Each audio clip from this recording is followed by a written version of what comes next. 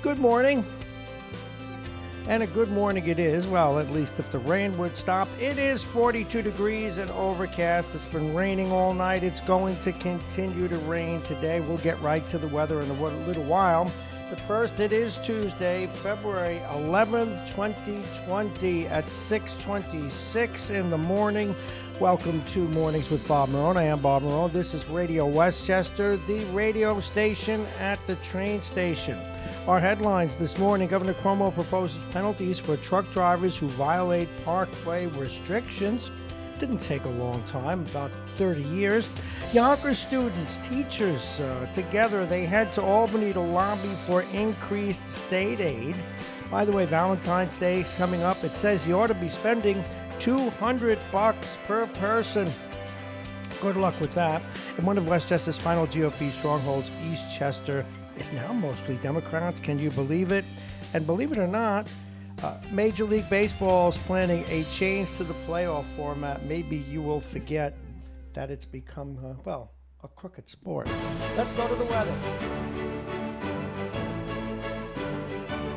The weather, as you know, is brought to you exclusively by United Hebrew of New Rochelle, voted one of America's best rehabilitation and senior care campuses, and it's right here in New Rochelle. Visit uhgc.com.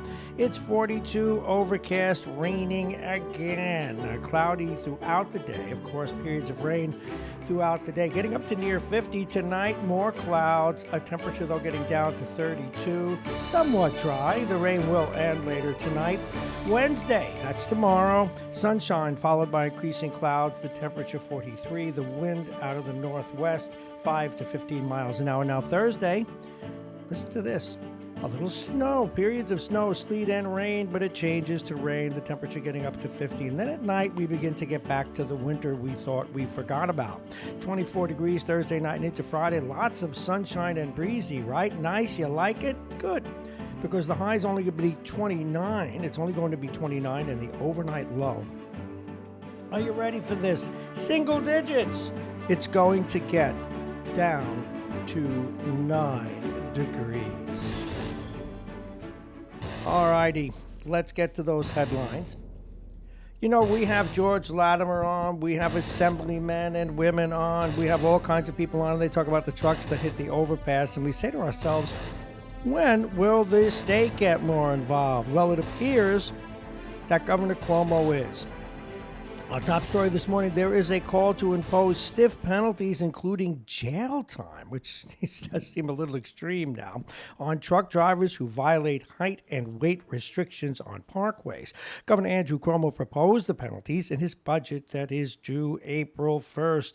If approved, truck drivers could face up to a $5,000 fine and 30 days in jail for a first offense. Wow, this is interesting. If you follow this issue, how many of you have been late to work because yet another trailer truck hit an overpass, let's say on the Hutch, but still. The Westchester-Rockland County region has the highest number of bridge strikes in the state, and they say it costs us about $30 million a year. And of course, the King Street Bridge in Rye was once the most struck bridge in the state, but the number of incidents decreased by 2/3 after new signage was installed last year, along with an electronic warning system for truck drivers. So kudos to the county for that. Meanwhile, Senator Chuck Schumer is working on another solution involving GPS. He's reaching out to Google and other GPS apps, urging them to include bridge clearance information when calculating routes. We have a strange system indeed. Hold up a store at gunpoint. You'll be walking the next day to hold up another store. Crash into a bridge and we're going to lock you up. Well, I'm, of course, exaggerating a little bit. I'm sure they'd let you go on bail or maybe just keep your truck. It is 6:31. Students, parents, and educators, speaking of Albany, are headed there, and they're from Yonkers, and they're taking a trip to the state's capital to seek increases in state aid. This in News 12 today. Groups from the Palisades Prep School, as well as other locations and states from the city and state, are expected to descend on Albany for Student Aid Advocacy Day. Groups head upstate on this day to make a final pitch to legislators to increase state aid to the schools as lawmakers put together the April 1st budget. And I wonder how much all that protests helps. Well, for their sake, I guess I hope it does. Speaking of money, boy, I always get in trouble for this, and let's hope that not everybody's listening. Who invented Valentine's Day? Another holiday to go out and buy cards and candy. It's a business thing, but our lovers love it, so here's the business part. Spending this Valentine's Day is expected to reach new highs. This in News 12, reported by the National Retail. Of course, you think this is done by psychologists or people who want you to be in love? No, it's the candy makers and the card makers. I know I'm the Grinch that stole Christmas, and every year when I make this comment, I get yelled at. But still, the National Federal Retail Federation says people are expected to spend a little over $196 on gifts to showers, though they care about with love. Wouldn't it be nice to take out the garbage, do the dishes, take her or him or whatever gender you're using these days to describe the biological form that you live with or love? Wouldn't it be nice just to be nice and love them all the time? But today you'll be nice tomorrow, and then Monday you'll be on the couch with potato chips all over the place. And anyway, $196. Do the right thing, or remember, happy wife, and I mean that in the generic husband, wife, pet, whatever. Happy life. The town of Eastchester has long been a Republican Party stronghold, considered indeed one of the last pockets of GOP influence in increasingly blue Westchester County. So says a story in Lohud today, but that's the preface. Today, there are now more registered Democrats than Republicans for the first time in history, according to the latest County Board of Elections enrollment numbers. Now, to it. I have a comment to make about, and this is a comment about local politics. I lived for a number of years in Staten Island. It has its issues, but probably the most underrated place to live in New York. It's safe. It's clean. For 90% of it is easy to live in. You can walk the parks. You don't have to worry about getting mugged at night. They fix the streets. They fix the potholes. The police generally are courteous. It's a nice place to live. A little too crowded. It's rather conservative. I understand that, for those of you who prefer your politics ultra-liberal. But now, when I lived there, I probably voted Republican 90% of the time because they did the job. The services were good. As I said, the places were clean. The schools were safe. So that's the case in Eastchester. It's well run. The schools are safe. They actually have in that rather crime-free town SROs. Nobody's running around the street saying, "Oh God, SROs. We're petrified of them. Why should we be protected? Don't remember, we want to stab each other." Oh, sorry. All righty. Westchester residents test negative for coronavirus. This is back to the news now, but they remain quarantined. They do this for effect, I think. But a Westchester County resident is being quarantined for coronavirus, even though the person tested negative for the illness. The person remains isolated until the potential incubation period has passed.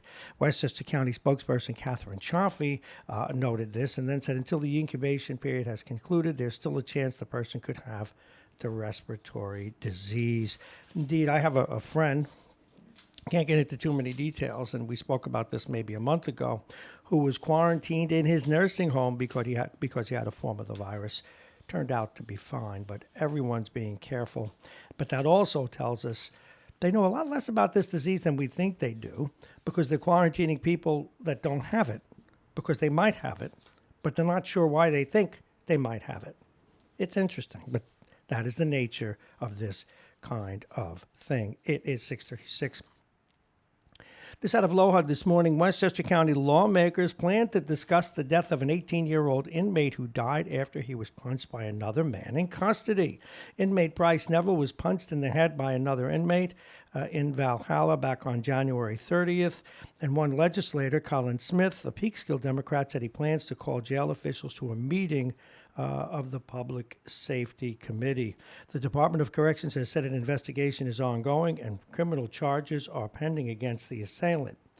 And, Smith said he was planning to invite corrections officials to this special meeting. This is an interesting case because people get assaulted in jail all the time. And quite frankly, the jailers should be held to some degree of responsibility. Remember, in this society, well, it used to be this way, I wonder, as we move forward, but it used to be where when you place someone under arrest, because this is a free society, that you were responsible for them. That's the most sacred thing you can take away was their freedom. But that's not really how the system works. We see where people go to jail and fans actually root for them to get beat up. Well, you're rooting for your tax dollars to go away, because if someone gets beat up and the jail didn't do their very best to prevent it, well, the jail and the municipality should get sued, in the opinion of this host. It is 6:38. Okay, the SPCA Center of Westchester is closing in on its fundraising goal and hopes to start construction of a new 27,000 square foot animal shelter and care facility this year. It's going to replace 6 unconnected structures, and this is coming to Briarcliff Manor. We just wanted to put you on notice for animal lovers out there. This should make a nice difference. Well, a little bit of national news is worth taking a look at here. By the way, nothing happened. Everything was perfect. The investigations netted nothing except a lot of people went to jail, including this man ready to go to jail. And we need to put these stories back in the news because, as you know, the Mueller investigation said nothing. It uncovered nothing except the fact that Mueller is a timid man.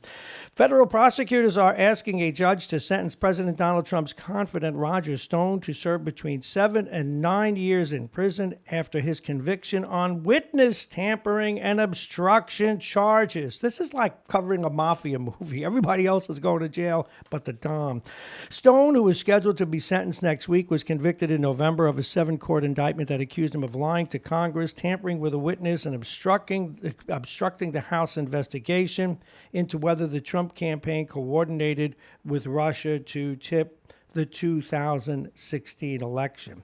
He was the 6th Trump aide or advisor to be convicted of charges brought as part of Robert Mueller's investigation, which found nothing. You gotta love it. All right. We got to go to sports. This is an important sports story, okay? And something I'd really like to talk about. I'm so sick of the whole affair with national politics.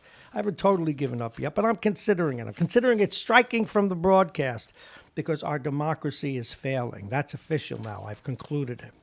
Major League Baseball is considering, now listen to this. This is incredible. This is a big story in the New York Post that they did a good job with it. Major League Baseball is considering major changes to its playoff system that could go into effect in just a few years. According to the Post's Joel Sherman, the playoffs would expand to 7 teams per league. This is confusing, with the best record in the National American Leagues receiving a bye, putting them directly in the division series. Well, I guess that makes some sense. The remaining 6 teams then would play in a best-of-3 series where the other division champions and the top wild card team will host all 3 games, including the number 2 and number 3 teams. The Post report says that the selection of opponents would play out on a selection show that airs after the regular season wraps up. 2 plays 7, 87 plays 5. Baseball. You know, you've lost your credibility over the last 2 decades, and rightfully so. No one trusts the commissioner anymore. No one trusts the players. No one trusts the managers. No one trusts the owners.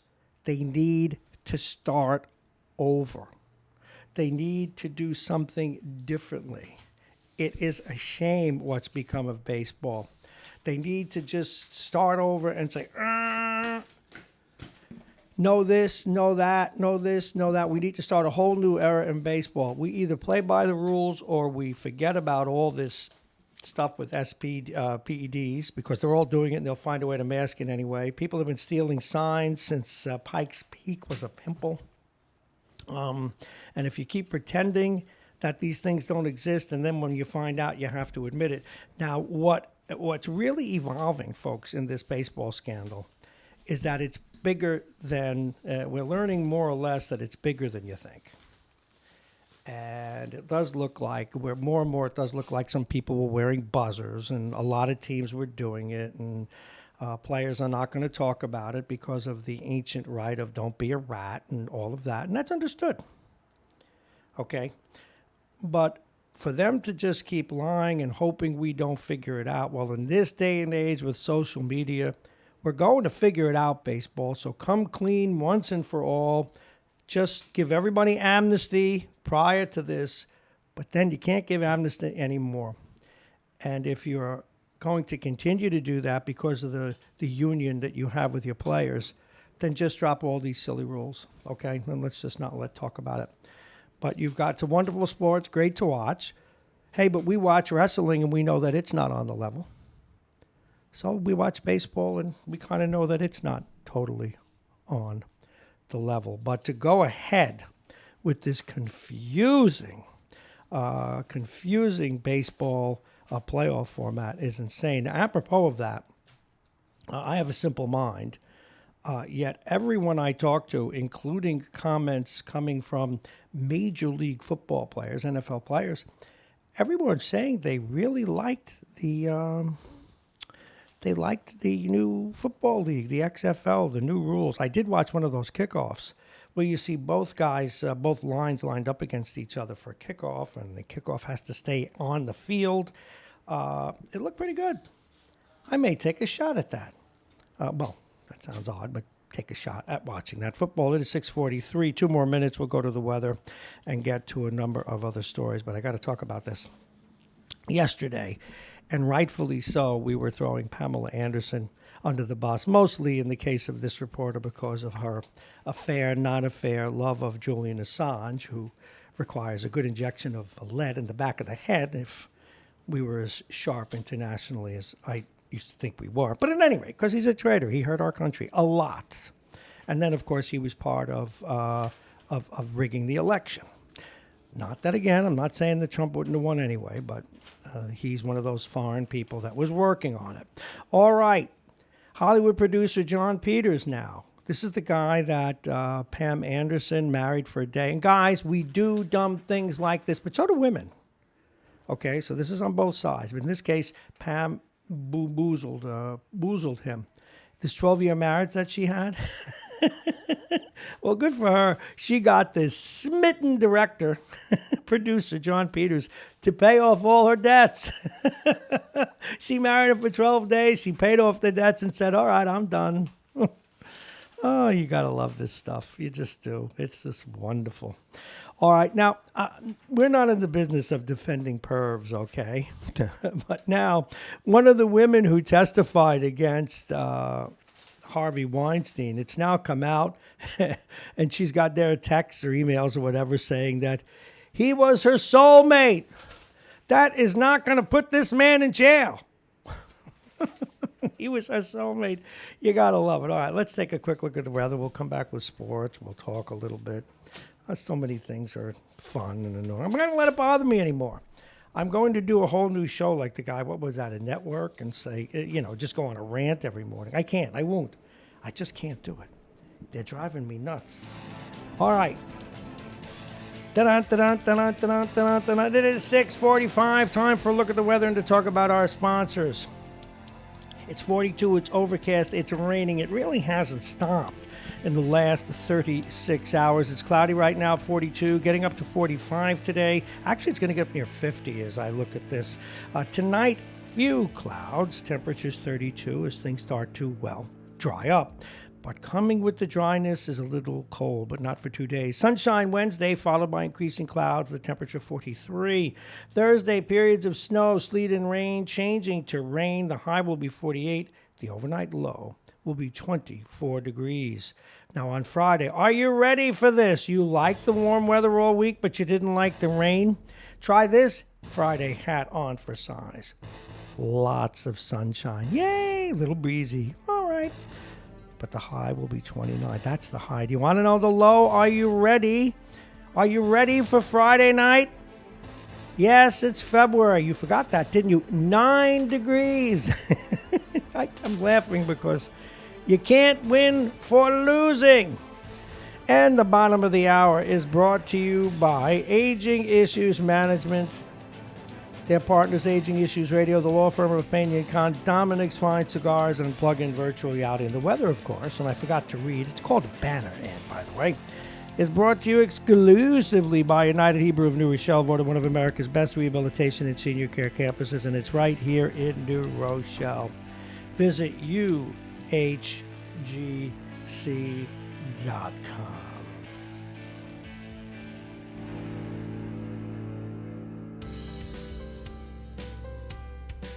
All right, that's kind of our unofficial theme music. We need to talk a little bit of basic, regular old sports. The Islanders beat the best team in the league, well, the best team by record, 5-3. And I think when I was doing Jake's picks yesterday, I think I lost that one.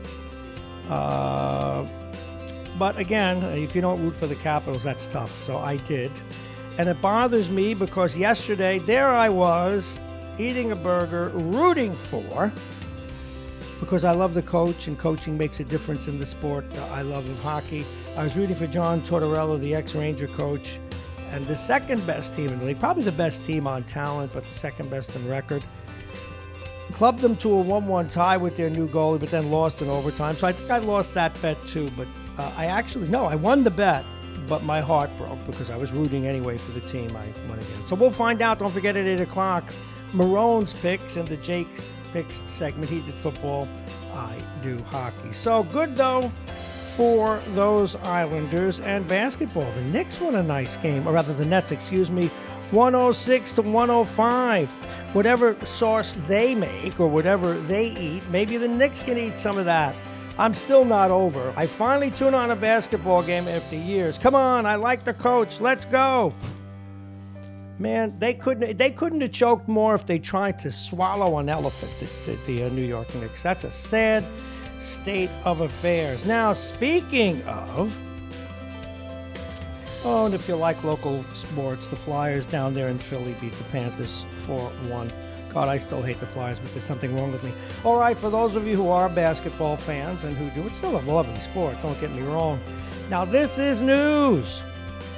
They're looking once again at Mr. Van Gundy. For the last 15 years or so, he's been an announcer, and a really good one.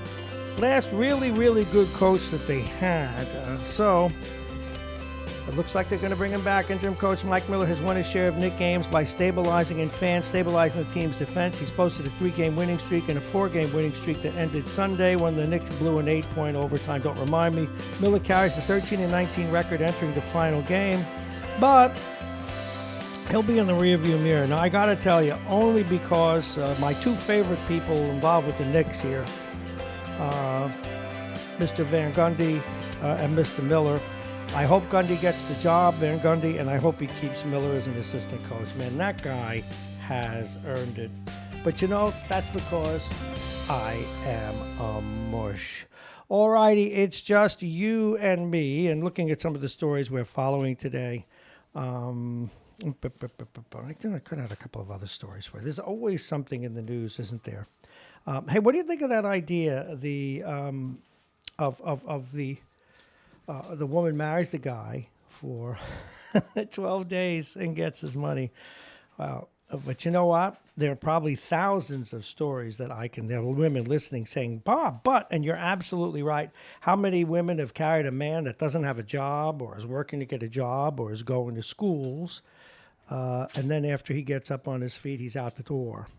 So that goes on all sides. But I could do that. Pamela Anderson is just a special case. Welcome to the program. Let's take a look at what's coming on today. Now, we're out of here at 9 o'clock today. But the interesting thing is that they're supposed to be doing construction, and we had let you know that we may actually have to do the program remotely sometime over the next week or two.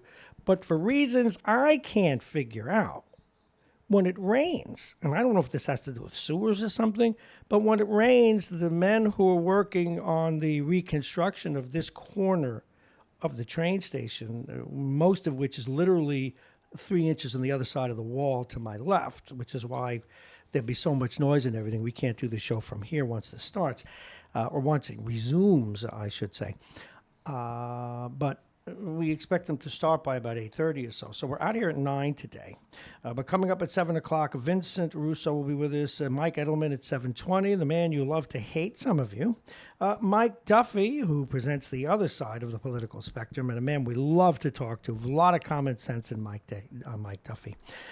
Jake's picks as he ridicules Bob Marrone for his hockey picks. Ivar Hayden, city councilman from District 4 here in New Rochelle, joins us at 8:30. And Jack Breslin will be talking about a free press coming in at 8:35. Also, I think Jake wants to test him.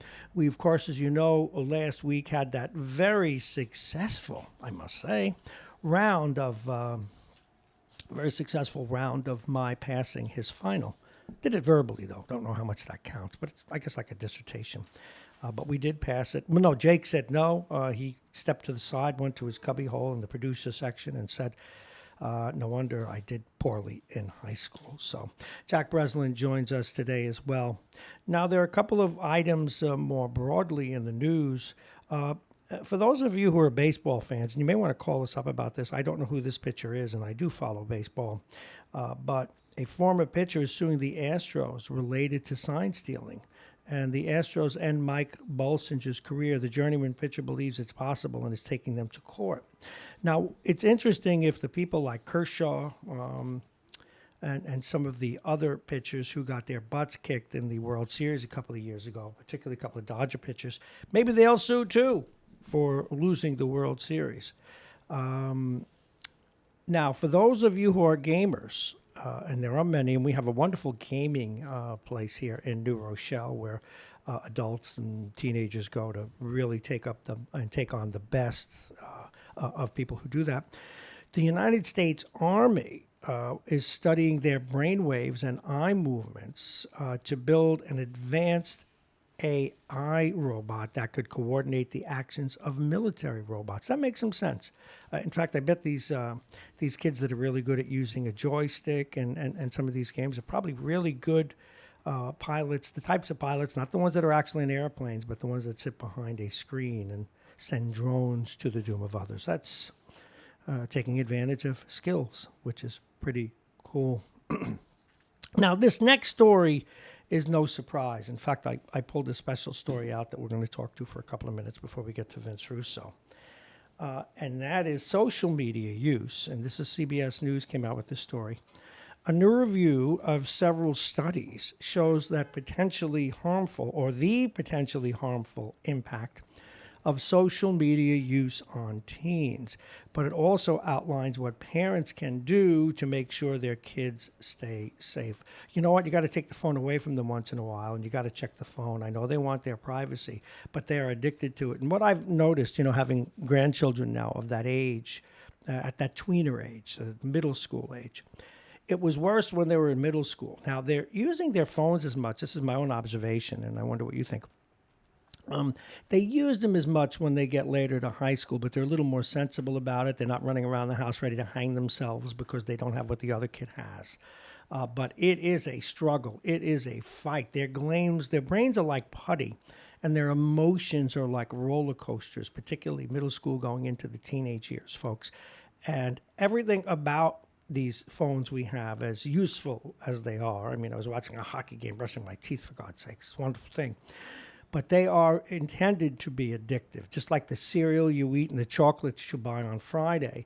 Everything's designed to make you buy it, and the phones are designed to make you look at them so they can sell your views and then pitch you product. But at any rate, what they're also doing to our kids is making them compare themselves, making them bully one another, creating the social bullying and or constructs that are sometimes reinforcing, true enough, that kids usually just had in vis-a-vis or face-to-face situation. So what's happening is, and here's a piece that I've saved for a while, that these phones have been designed to control your behavior. We have surrendered our life to them.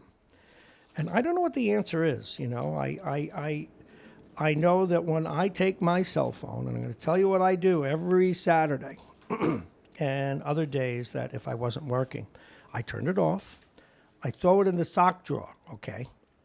And if you call me before, let's say, noon or 1 o'clock or 2 o'clock on Saturday, you're not getting me. What you're supposed to do is remember what that phone was really created for. Leave me a message. I'll get back. And for those of you who keep texting and texting and texting and texting and beeping and calling, if it's urgent, say it's urgent. If it's not, I refuse to fall victim to, let's get right back to them. I must text them right away. You're all nuts. And I don't know how you get by in life being masters to that nonsense. All right, let's see what else we have. But we talked about playoff expansion, sprint shares. Yeah. Okay. Anyway, Barr is announcing sweeping new sanctions signifying escalation against sanctuary cities. Now, say what you will. I certainly know that we try and hold the president accountable here. But it's one thing to hold him accountable if you think he broke the rules, but it's another thing to think you're holding him accountable, quote unquote, when he does something that's lawful, when he said he did it when he ran for office, and frankly, something that he's won over a number of people who were dubious about it. And that is the whole issue of sanctuary cities, or at least the just totally look the other way of the Democrats. I mean, there has to be a solution for sure, folks. But anyway, now, when we do this story, this is not to criticize. It's just to do a story because many people, and they have every right, are comfortable with this because it does involve broken laws. And this is what Barr says, even though I think that Barr is fast becoming Himmler light, but nonetheless. Charging the so-called sanctuary cities that protect illegal immigrants are just jeopardizing national security. I don't know if it jeopardizes national security, but they're certainly breaking the rules. Attorney General Bill Barr announced a slew of additional sanctions that he calls a significant escalation against left-wing local governments that obstruct lawful functioning of the nation's immigration system.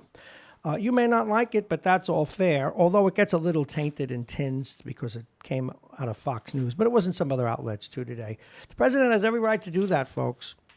And if you don't like it, get out and vote and change it. But if you're going to get out and vote and change it, say, no borders.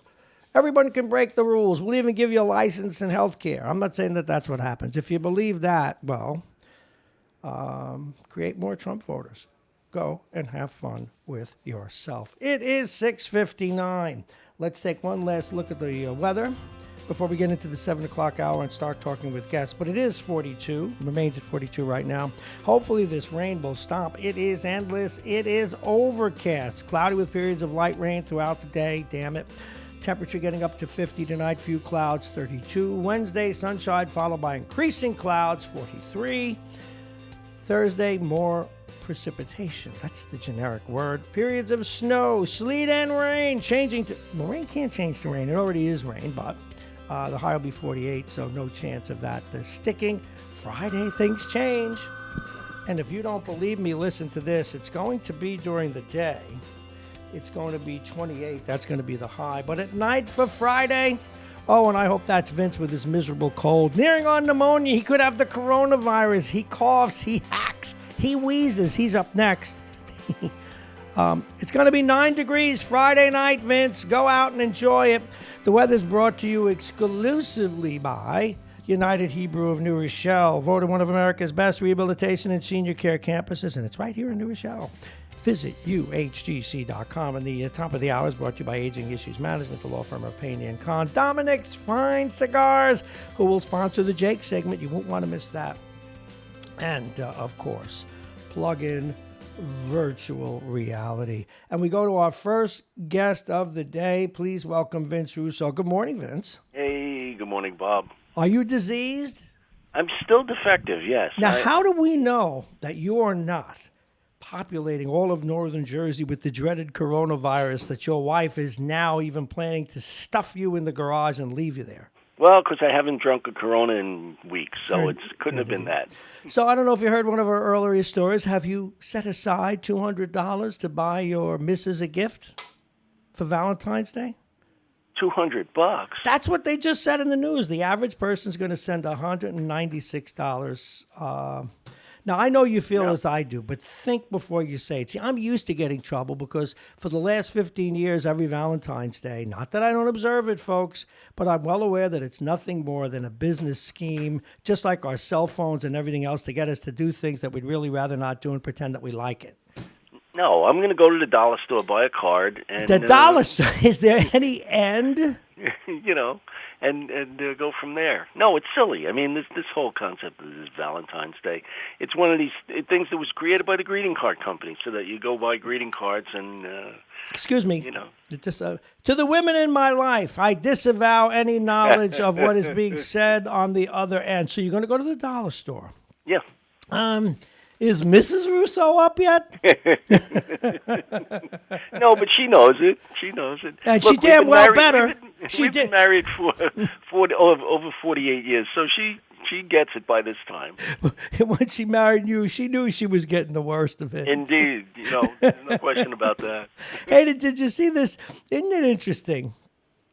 And I know people do expect when I call you that we commiserate, but they have no idea that you were once the guy that kept me honest for my first few years on the air. You were the equivalent of what Anthony is to me now, watching every period and cross when you were decidedly to the right, which says a lot about you. You were evolved, both ways. I think you're a good centrist, but at any rate. Well, I don't know if I've changed all that much. This thing with this sanctuary cities really galls me. Yes. The thing that I always ask people, when they say, oh, these illegals, they're here, and, oh, we should just leave them. My question to them is, well, if they don't have to follow that law, are there any other laws they don't have to follow? And I'm sorry. It begs the question then, as, a guy who was born here, are there some laws I don't have to follow? No, you're absolutely right, and that's why I did that monologue about it, or little monologue, that, people may not like it, but the president's totally within his rights, and a lot of people voted him because he's doing what he said he would do. By the way, the reason I snickered, I didn't mean to be disrespectful. I've been picking hockey scores as a replacement for Jake's picks. And Galetta just texted Marrone's picks or Bobby's bloopers. I hate him. I hate him like I hate you. No, you're absolutely right. I don't know what the answer is, Vin, because I believe in immigration. I believe in what our relatives and forefathers and mothers and those of questionable sexual identity did. Well, the answer is have legal immigration. You have a controlled amount of people who come into the country by a process that is set forth in law, and those who don't follow that don't get to stay. Because they're facing hardship or whatever, I get it. But you know what? Most of the world is in that situation. We can't take everybody in. But you know what? If there still is a means, even if that is one's, and it tends to be mine, because that's what America's about. If we are going to provide sanctuary in the broader sense, not in the specific political sense, well, again, it can be done legally. And because there are all kinds of refugee laws on the books, but we're not doing that. Well, the other thing, too, is, do you discourage bad behavior or do you encourage it? And it seems like we're encouraging it. So, this whole business about this pathway to citizenship and all of this other kind of stuff, I've changed, about, deporting them. Can I have some fun here? About 5 years ago, Vince was in favor of building 10 Queen Elizabeths, putting them all on the boat, send them back now, round them up. It's true. But, and I just think that that's not a practical thing to do in terms of numbers and such like that. But I will say this, as far as citizenship goes, my answer is never. That you can have a path to legality if you're here illegal. Okay, that's arguable, but yes, okay. But not a path to citizenship. You never get the ultimate prize because you broke the rules. Let me ask you this, because it was something. You remember when I had the restaurant up in Yorktown? Worst place to do business ever in the world, by the way. When I had that business up there, I had a guy who ran it. Ran the actual. I know about as much. The only thing I know about is sandwiches, eating it. And the guy was terrific, but his green card, however that works, was expiring. and I offered to sponsor. I would have had the business post a bond, okay, to sponsor this guy's citizenship, in effect be responsible for him. Even the mob does it. You can sponsor a guy. You're responsible for him. It was impossible. I don't understand that. Why? We used to have a system where you could sponsor someone and they were not going to be a burden to the state. Why can't we do that? I mean, not that you know the answer, but it flummoxed me at the time. Yeah, I don't know what the specifics of the immigration rules are, but I know from the other side of that coin. When I was the GM of a couple small technology companies, my bosses wanted to bring in engineers from India and China and places like that. Not because they were smarter or terrific engineers, it's because they wanted to pay less than paying a guy who lived here, went to school here, and became an engineer. And I thought that was horrendous. Well, we have a lot of that now. Do you know we have something, and I'm learning this. We're going to the next step with the radio station, and we're raising funds to hire some people for sales and editing. And I could go and hire someone. I'm still going to hire someone for sales, but in terms of editing online, there's a process called Upwork. I'm still learning about this, where you can get somebody in India for $5 an hour to do it. And given the nature of the internet, it's cheap. So that's the global economy for you. I don't know what the answer is, because $5 an hour is a lot better than paying somebody 15. So where do you go? Well, I mean, it's better in terms of economics, but then again, that $5 gets spent in India. It doesn't get spent in New Rochelle. Yeah, and not on a sewer system either. And it doesn't support local families and local. No, economy. I understand that. I'm just telling you what's out there. I think that this whole global economy thing is a conundrum that's going to be so difficult to deal with, because how you get these economists and such. Who's the guy? Friedman? Tom Friedman, yeah. I mean, he used to be on Charlie Rose all the time saying, the American worker has got to learn how to compete.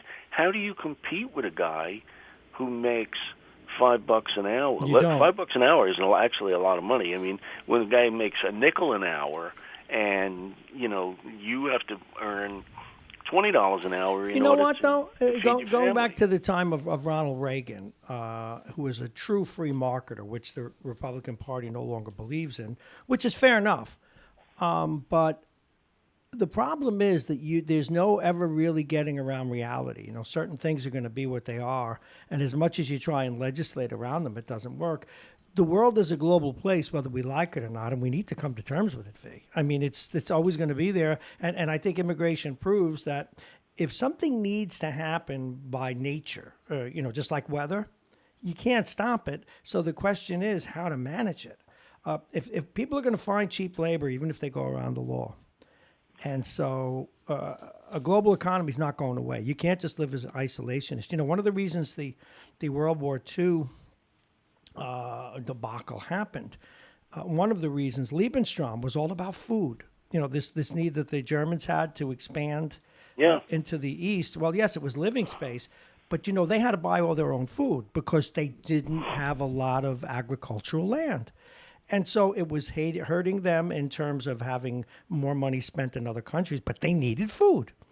And so that money is going to go to places where food gets made. There's no changing that. So how do you, borders, remember, what's that old, your boy Shakespeare, nothing's right or wrong, thinking makes it so. Well, borders are constructs.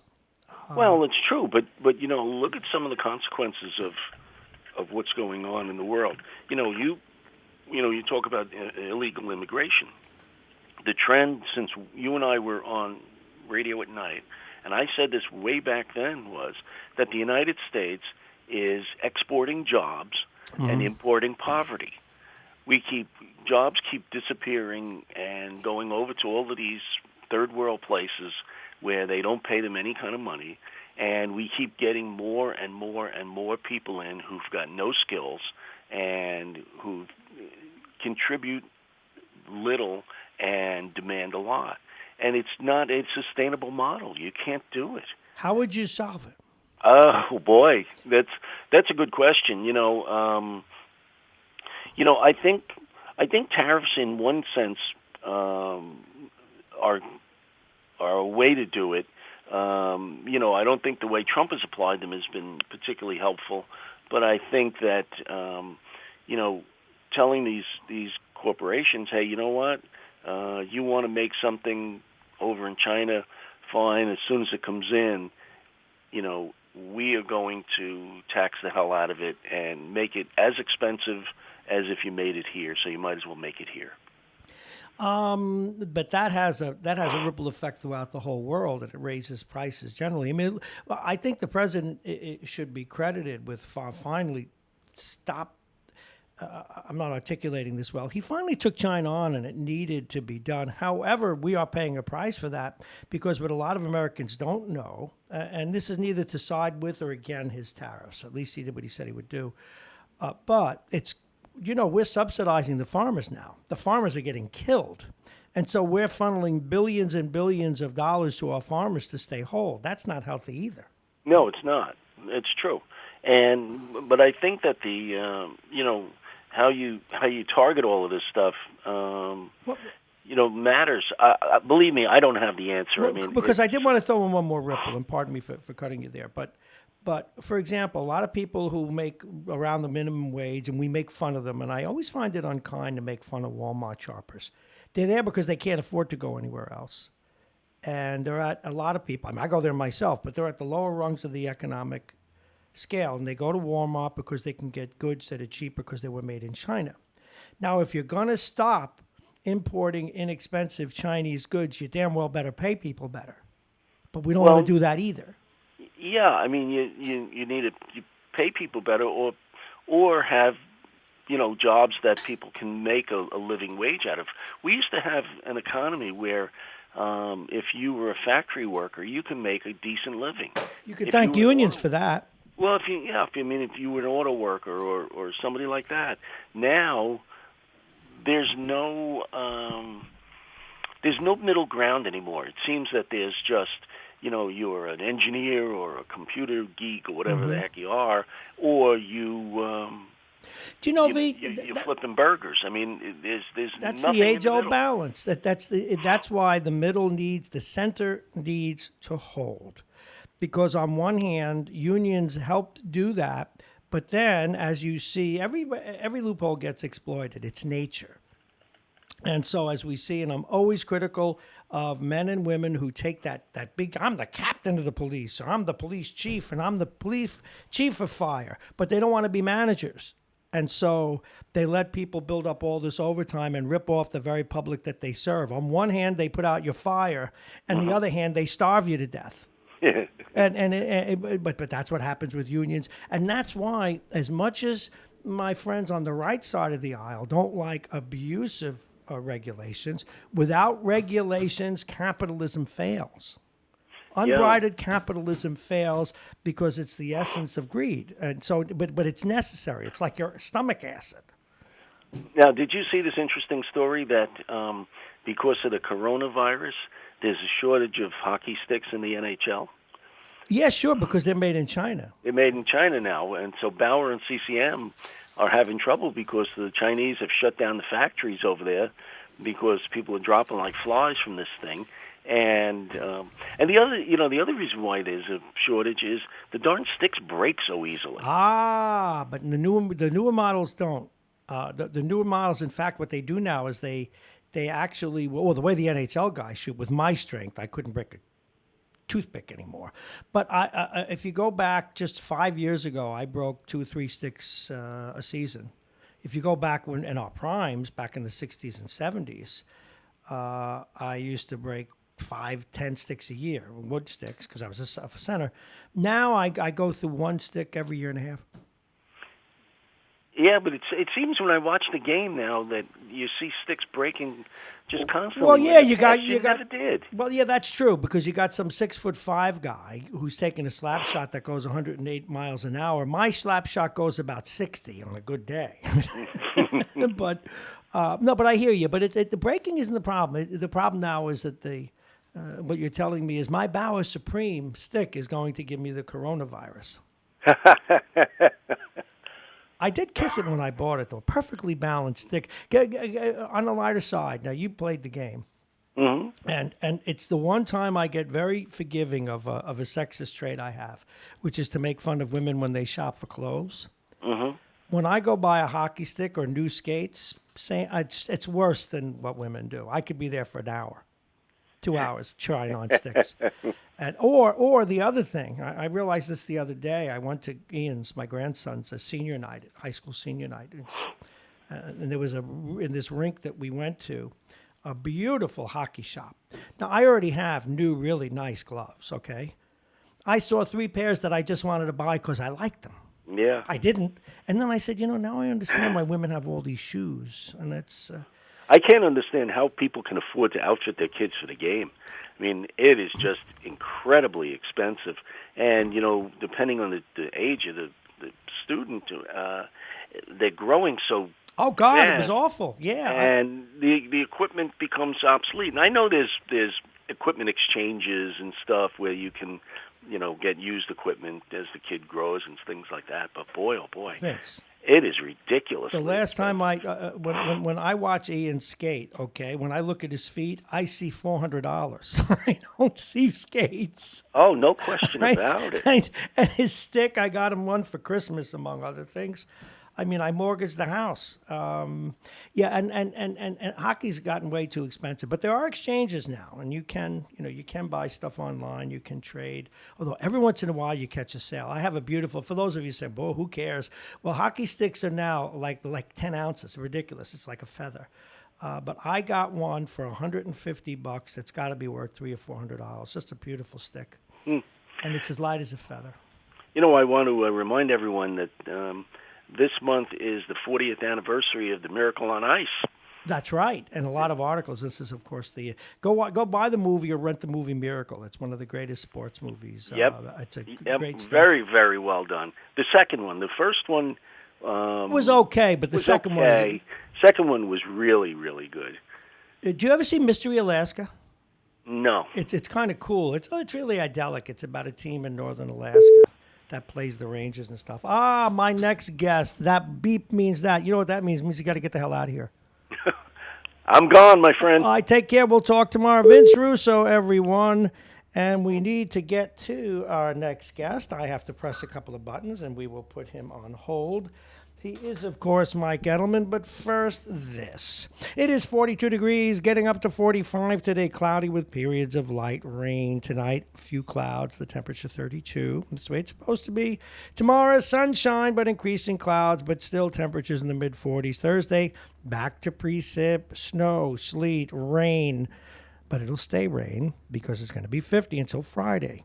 When it goes to lots of sunshine, you like that, don't you? But it's 29 during the day, or it will be, and the overnight low will be. Now get this, 9 degrees, even as our next guest is in sunny Florida.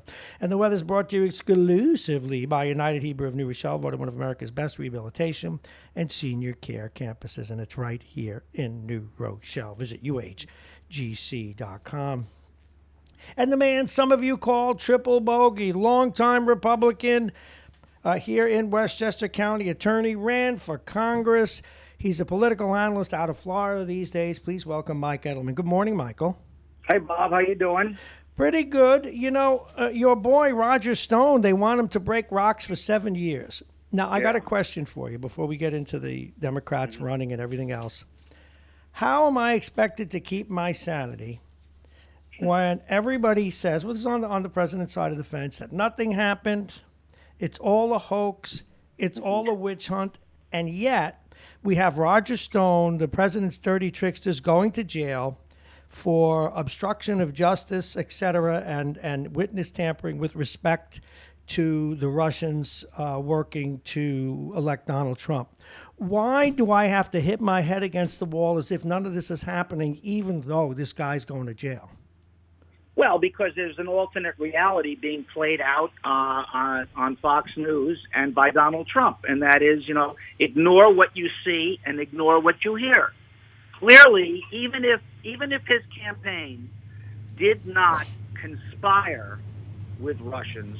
They were aware that the Russians were intervening in the election, and they welcomed it. And in the case of Roger Stone, he knew about the WikiLeaks dump, and he wanted to use it to the advantage of Donald Trump's campaign.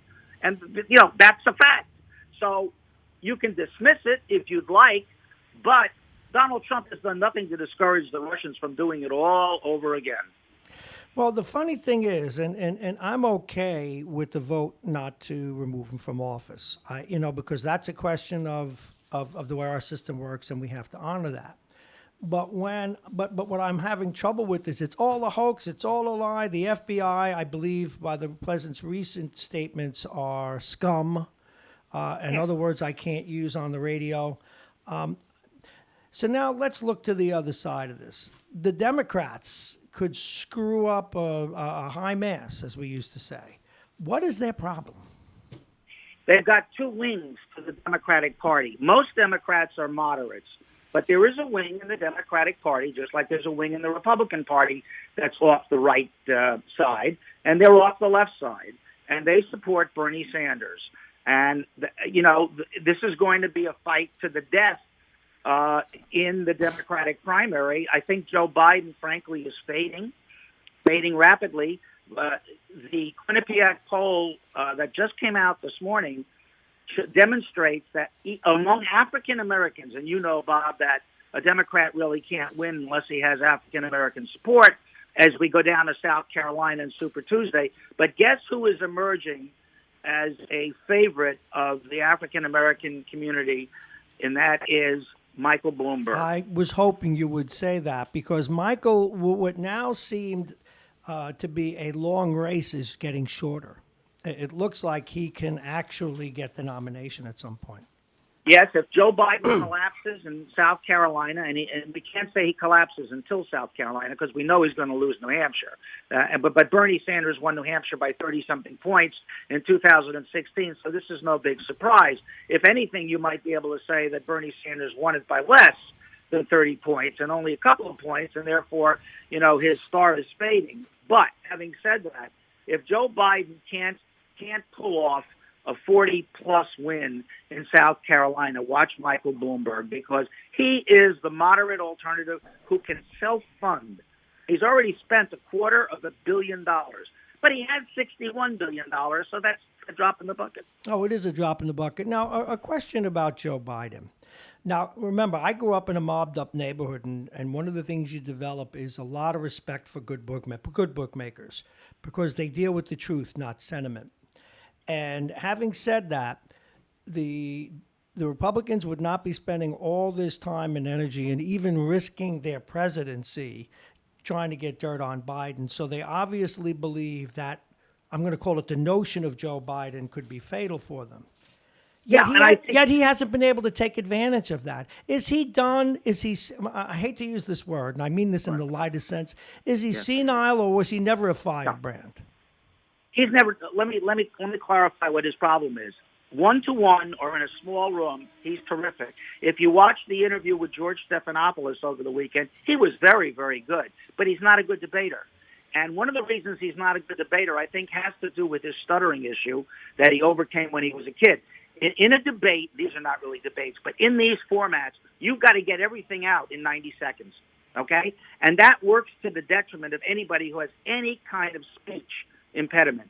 When Joe is relaxed and he's allowed to speak, and there's no time limit on it, he is extremely articulate, understands the issues, more than anybody else, in my opinion. It's just that he can beat Donald Trump 50-42. It's just that if he doesn't get the nomination, what good is it? He did defeat Sarah Palin in his debates, and she was a pretty good debater for someone who has the brain of an autistic flea. Look, that's a different format. Okay, it's one-on-one. When you're 1 out of 6, and you're time limited, 30 seconds, 60 seconds, 90 seconds. Unless you're an accomplished debater, it's very difficult. And so Joe is an accomplished statesman, and the Democrats are looking for everything for free. Some of the people in that party. The kids particularly want free this, free that, free health care, free college tuition. They don't want to have to pay back their student debt.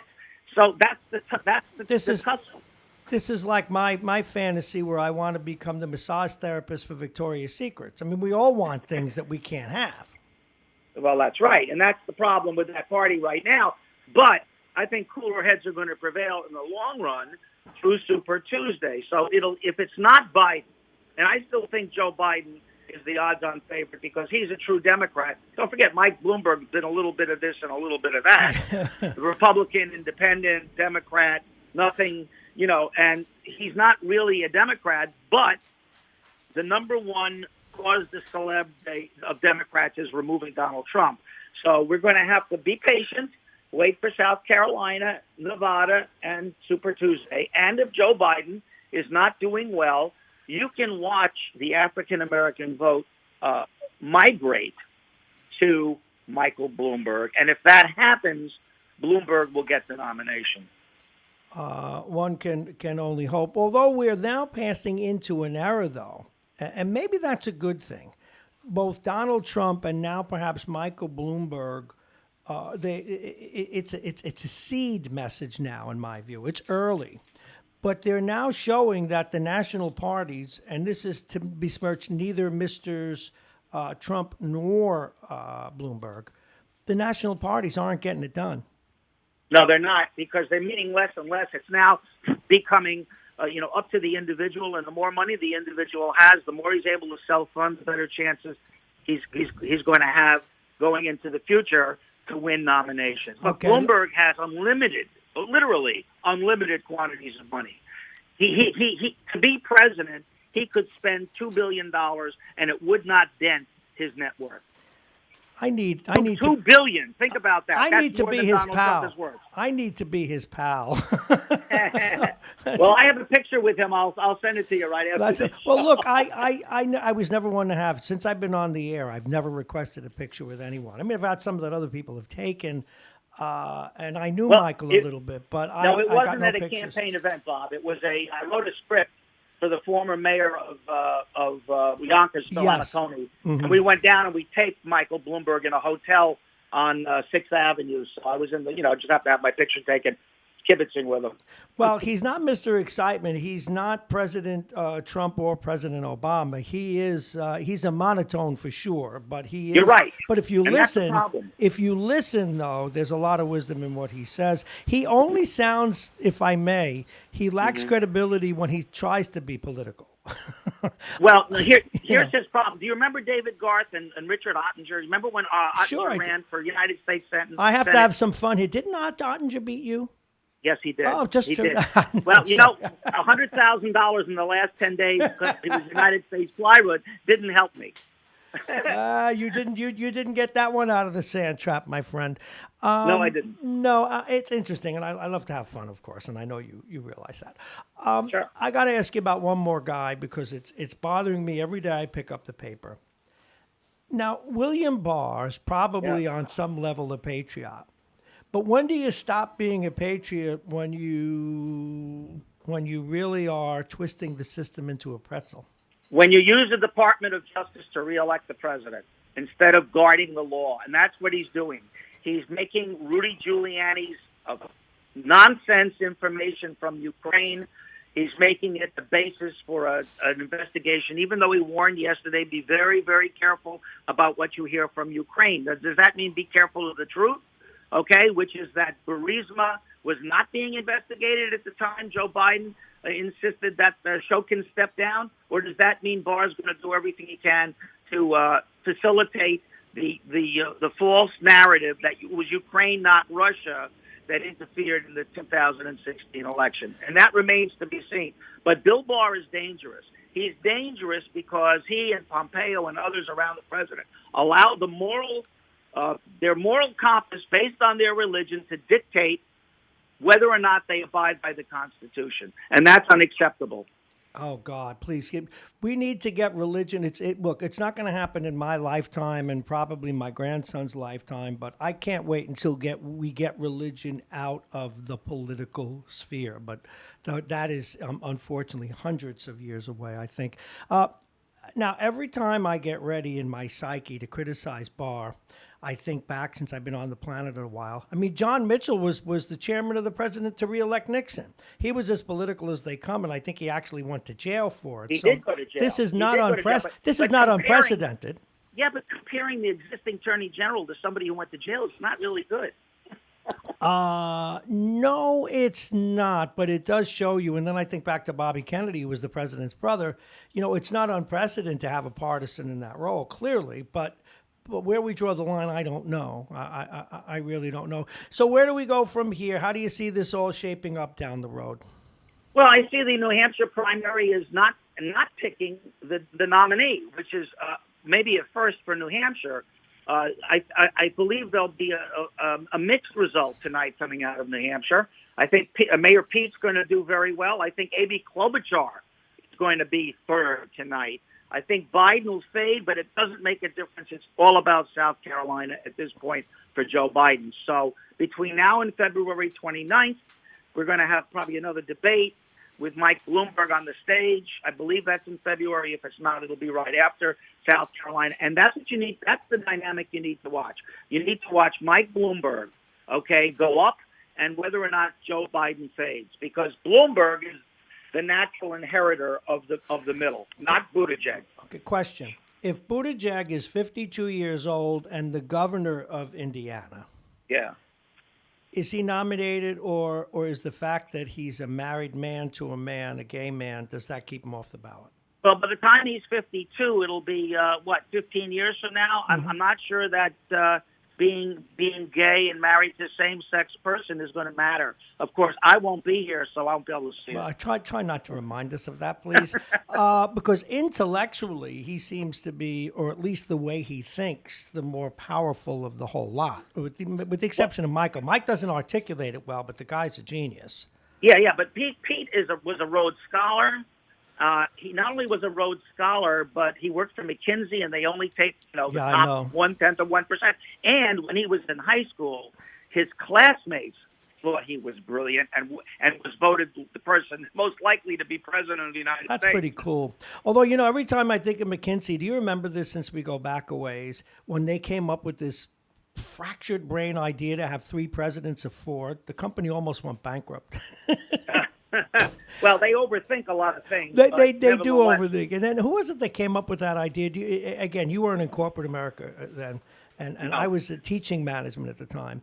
They came up with this idea of leaderless management groups. Oh, my God, it was so ridiculous. It was a fad. In other words, you call up a department and they say, can I speak to the boss? We don't have a boss here. What's your question? Blah, That blah, doesn't blah. work. No, That blah, does blah, not blah, work. blah, blah. But people embrace it blindly, like caterpillars following the one in front of them. Yeah, And I'd yeah, say, right. And I'd say, put your boss on the phone. We don't have a boss. Okay, who can answer? I don't know who can answer. Hey, who can answer this question? And, Nobody. Well, I couldn't wait to get them back in the classroom. All right. Michael, before we go, 1 minute, predict the future. The nominee? You Yeah. want to know the nominee? Yes. Still Joe Biden. Okay. Who does he put on the ticket? I say Klobuchar.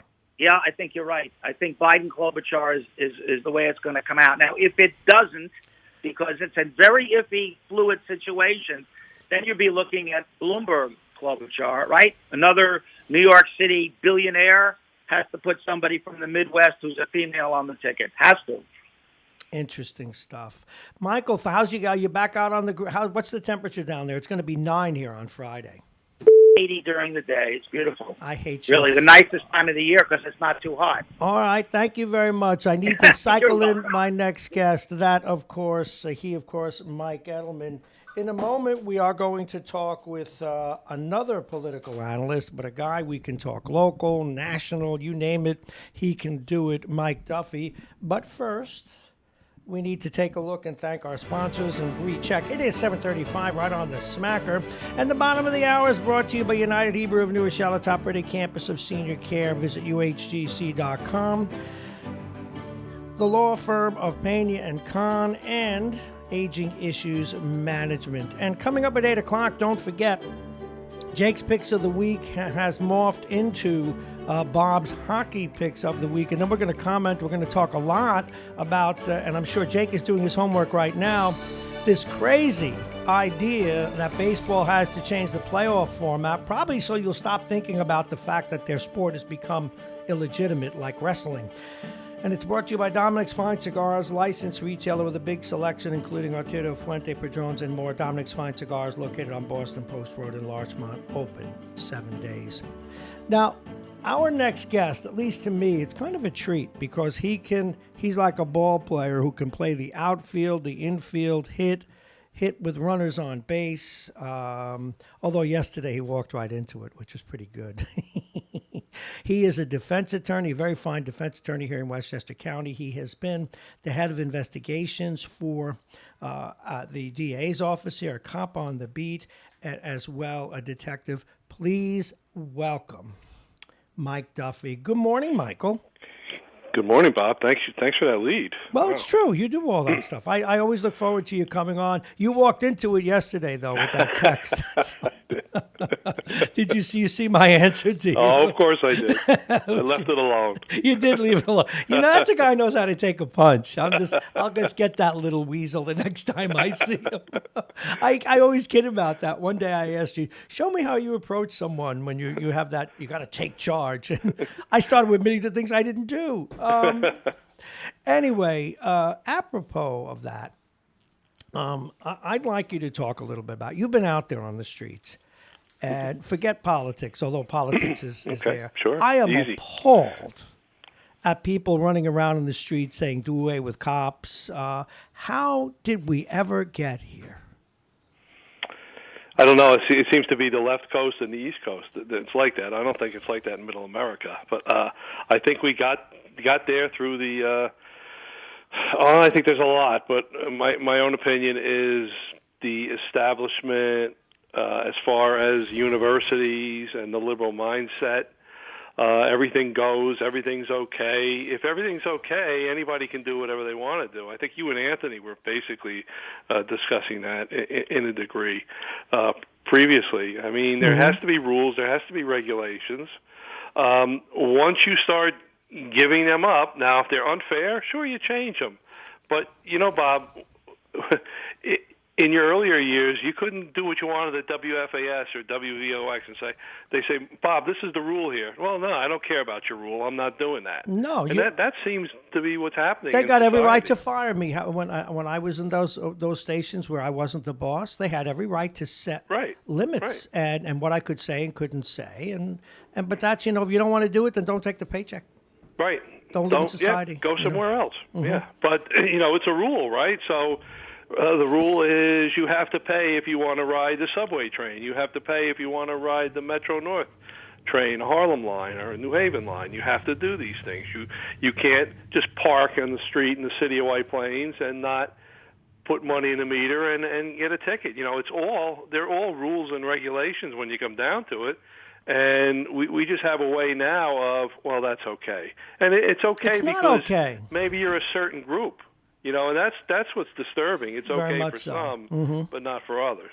One of the things that it sort of came up in my interview with the other Mike, with Mike Edelman, in both sides of the fence, people are losing faith in the system, and rightly so, because at the extremes we have these, for lack of a better word, affectations, these fake narratives. The far left has all these. They don't want borders. They want everything for free. As I say, I want to run away with 10 Victoria's Secret models. On the right, even though Roger Stone's going to jail, nothing happened. They keep pumping these. In other words, politics has become the art of fake narrative now. There's no reality to it anymore. And yes, Bob, and exactly right. And things they can't even deliver. No, these things are outrageous as far as cost. More than outrageous, whatever word you want to think of. Medicare for free college, free. Bernie saying that last night. Goodbye, free college, Bernie. free this, Please, free that. God help me. All right, I think we're on the same page here to go to my. And this is a bugaboo of mine. I am going to keep pounding this because I think we're killing. When I say killing, that's not the right word, but we're destroying the future of our children by saying you don't have to be held accountable for anything. The more I learn, the more I realize that it is the best interest of schools, even the best of them, to keep not the police, not just the police, but the law out of their schools. And to me, that is a crime in and of itself. If a crime is committed, I don't care where it is. Why does that make me sound like a right-wing nut, even though I know it's the right thing to do? It doesn't. It doesn't, Bob. I mean, you're a nut, but you're not a right-wing nut. I mean... Yeah, Daddy, go ahead. Who's your daddy? But look at the schools. Look what they allow. We're getting to it's really the same issue, isn't it? Mm-hmm. Look at, if you go to a Catholic school, Catholic high school, you don't have to go to that school. So if you go in there, you have to follow those rules. And if you don't like the discipline there, you know what? They say leave, or they make you leave, one or the other, if you don't follow the rules. So now, it used to be that way in public schools, but it's not that way anymore. Oh, you can't do that. You can't deprive somebody of their education. Well, wait a minute. This kid is, throwing things around the classroom, disrupting the classroom, doing this, doing that, but there's no discipline. You can't do anything. You just reminded me of, I went to Bishop Ford in Brooklyn Great School. Great high school. It had to be sold because of the crisis in the church, but we had this brother Carmine who was a 6'8" lineman in Division I college, and a kid used the F epithet in the classroom. He didn't walk around the desk. He pushed it out of the way with one arm. I said, oh, my God. I didn't hit him, but he took him out in the hallways. You could hear him hitting into the lockers. Yeah. And every school had that, and we had a professional boxer who was a diocesan priest. But it doesn't have to be a Catholic school. It can be, and it doesn't have to be physical. My point is, it's private, and if it's private, you obey our rules. And if you don't, well, you know what? Have a good life. So you go to public school, and public school shouldn't be the dumping area of people who don't have anywhere else to go. They should be creating fine programs and education for this, and they do. I mean, the Rochelle High School does, White Plains High School does. The schools obviously up county, they don't have a lot of the inner city issues. Mm-mm. So they're, can I say, without getting in trouble, a little more stable, which is true. No, you can't get in trouble for talking honestly. Too bad. You just got to say what I think. And Bob, I think it's the same issue of a rule applies to you but not to somebody else, and then society starts caving in on itself. And that issue, basically, in a public administration class I took about 30 years ago, that's basically what they said. To a degree that if you don't have rules, if you don't have people following them, things are going to start collapsing in on themselves. That's very true. And I want to move on to some other stuff because the thing, as you can tell, gets me so agitated. And it's not that I want to see people punished. In fact, what I want to see is money and resources put into helping kids that come from less fortunate backgrounds and put right. And they found, Bob, you just reminded me of something in the schools in the city and elsewhere that are inner city schools, when they've adopted school uniforms and things like that, which we all used to hate, but you had school uniforms when you're in elementary, and then in college, in high school, you wore a jacket and tie, basically. But you're dressing up, and you're giving young people pride in their organization, and you have to do this. You have to wear this uniform to school. And they found, I don't know an exact study, but I believe they found that it creates a better road to discipline. Absolutely does. I want to move on to some other stuff. Again, Mike Duffy, defense attorney, former investigator, detective, you name it. He's done it. I've had on one gas station attendant, cab driver, did those stuff. Bouncer. You make a good bouncer. What are you, about 6'3"? Yeah, but I couldn't be a bouncer because I had the police department job. But I was a cab driver and in gas station. So your life story builds up where interesting. It affects you later on. I love these little stories. In fact, you make me go back. My first full-time job, full-time in the summer, is I was a non-union worker in a department store out on Queens. That's where I had to go to get a $1.50 job, $1.50 an hour, right by Shea Stadium, so I could go and watch the Mets once in a while. Anyway, because I wasn't in the union, do you know what I got to do in addition to selling sporting goods? Do you know now? You probably have a gas grill now, but remember back in the day, no one had gas grills. We all had charcoal. Yeah. Well, when they deliver the charcoal to a big department store, do you think that all the charcoal makes it off the truck in one piece?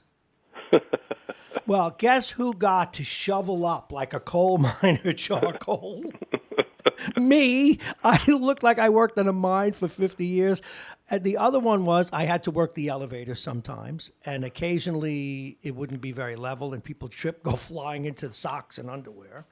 But my favorite, the one I hated, I'd go back to shoveling coal, was when the pools would come in. See, today when you buy a pool, the marketing people come in and set it up, but not in the mid '60s. I had to put together on the show floor those pools with the liner in it. So you do one side and the other side comes out. You go do the other side and that comes out. The metal, my fingers were bleeding. All right, now you got me off on it. Yeah, but that sounds like one of those jobs. I know, I understand. But I learned, but you know what? It was good for me though. I learned a lot about working and earning a living. Yeah, you learn mechanics, right? Yeah. Seriously, you learn how to handle tools, wrenches, and things like that, and do certain things. If not very well. But my favorite was the elevator. You know, I love saying the wrong stuff. Houseware, and then they walk out and see TVs. It's like, fooled ya. Tires. All right, so we move on. I had on the other day the incumbent district attorney. I have coming in 2 weeks the woman Mimi Rika, who's great who catch. is Well, I know them pretty well, and both of them have expressed, well, one through what I read and the other through literally chatting with him. Their problem isn't the new discovery rule. It's that they don't have the resources or the time to process it, which is to say that they've got 15 days, I think it is, to prepare to give the defense. Correct. Yeah, there can be waivers, but I do training with legal aid too, and legal aid's position is don't waive any time. Don't waive any time. It's malpractice, and I don't quite agree with that 100%. There's certain times when you have to work a deal out for your client, but I don't want to get too legalistic. But yeah, it's look, the DA's office. Tony was preparing for that. I ran into a friend I used to work with in the DA's office when I had to go over there for something a few months ago, and this woman was in charge of a group of about 7 people, not attorneys. They're basically a clerk-type position where they would be responsible for getting the discovery out from the DA's office, and then they assigned some attorneys to be in charge of that, and they developed, and it's in operation now. It's been in operation probably since December. They put up a portal on the internet where they send you all your discovery online, and it's great. And it's been working so far. So Tony's done a great job with that, I got to say, although they are, I'm sure, still overwhelmed in trying to handle this. Well, isn't that a question of so-called manpower, of getting enough bodies in chairs to do the work? I mean, it is, and it's I have 2 friends in 2 different police departments. They have police officer in each one of these departments that handles discovery. So this officer's job is to get the discovery from all the police reports. Now, imagine this. This is one person in one large town police department and also another one. Mm-hmm. This is one guy, detective, a separate one in each department, obviously, that they have to handle all the police reports, everything to do with every case that's prosecuted, just for that one guy, Bob. That's a tremendous amount of work, because these departments make a lot of arrests. So every time there's an arrest and a charge made by the DA's office, there has to be the reciprocal discovery. Absolutely. So, they are overwhelmed at the minute. I think it'll shake down. Like I told you in a previous conversations, Connecticut's had it for years, where you walk in and they go, "Here you go, Mike," and they give you a package. And the first time they did that, I wasn't familiar with Connecticut, and it had hospital records. It was a simple case. It was a simple assault case. They had hospital records, DVDs, every type of report you can imagine that normally you don't get in New York, or didn't get up till now. And the guy handed me a package. He goes, "Here you go, Mike." And I'm like, "Are you allowed to give me this stuff?" I couldn't believe it. and it's a godsend to get all that. And it really wasn't fair what they were doing in New York, denying defense attorneys who, and people don't know this, they're supposed to be on the same level as the assistant district attorney that you're going against. They shouldn't have more information than you. In fact, if anything, it should be the other way around, because you represent the defendant, who the rules of lenity say if it's a penal law crime or something like that, you have to read it in the light most favorable to the defendant. And again, not to get too legalistic, but that wasn't happening back. No, it was not. Now, there's the other half. It wasn't happening at all. There's the other half of these changes. Now, admittedly, putting it right on the table, of course, all of the breaches involving, and when I say breaches, people who go right out after being let out on bail and commit another crime. I realize they're anecdotal, and it may be a relatively small percentage, but nonetheless, the new bail law part of this is not working as intended, or at least it appears. It's not, Bob, and it's got to be tweaked, and I think you will see that, but I also think that bail reform was needed, and my example has been you keep a kid in jail for 3 weeks till his next court appearance because he can't get $100 or $200 bail up. Now, that's crazy. And what does that do? And my understanding is that there's a whole wing at the Westchester County Jail now that's empty, and that they have more correction officers now than they have inmates. So that's anecdotal, but it seems accurate. When the buses come down to the local police departments, they used to unload in White Plains 10, 15, 20 people sometimes for court. Now they come down with one maybe, and most of the time nobody. The people are released; they're out. Wow. All right, I've got to go on to something that's touchy, but I don't know any other way to approach this. We see a lot, and I realize it's political, and I'm going to allow for politics that says you can besmirch anybody today for the right to get a political edge. But as someone who has worked with the FBI, with the NSA, with Homeland Security, with probably the CIA and others, and of course our police departments, we have, and it depends on whose ox is being gored, if the Democrats were in office now and getting beaten up by the CIA or the NSA, they would be saying that there's a deep state, if you will, as the Republicans, not all, but the current administration does. How wary should we be of these services? Are they, as the president suggested, scum? Are we missing something, or is this just politics? Well, I heard him say that the other day, and he doesn't articulate, I don't think, what he really means sometimes. He's talking about the upper echelon, Comey, Brennan, those people, and the top bosses, Page and Strzok at the FBI. Law enforcement has a tremendous regard for this president, and they support him from what I see. Yes. So that's true when you see his rallies or see his statements in the press about law enforcement. But John Brennan, I don't think he was a good guy. He was the head of the CIA. Mm-hmm. James Comey, I was a HIDTA director in Westchester, and he was the main HIDTA, which is high-intensity drug trafficking area, in Manhattan for the Southern District. And so I would go to different meetings with James Comey. I'm not saying I'm a friend of his or I know him well, but I did, do certain functions with him.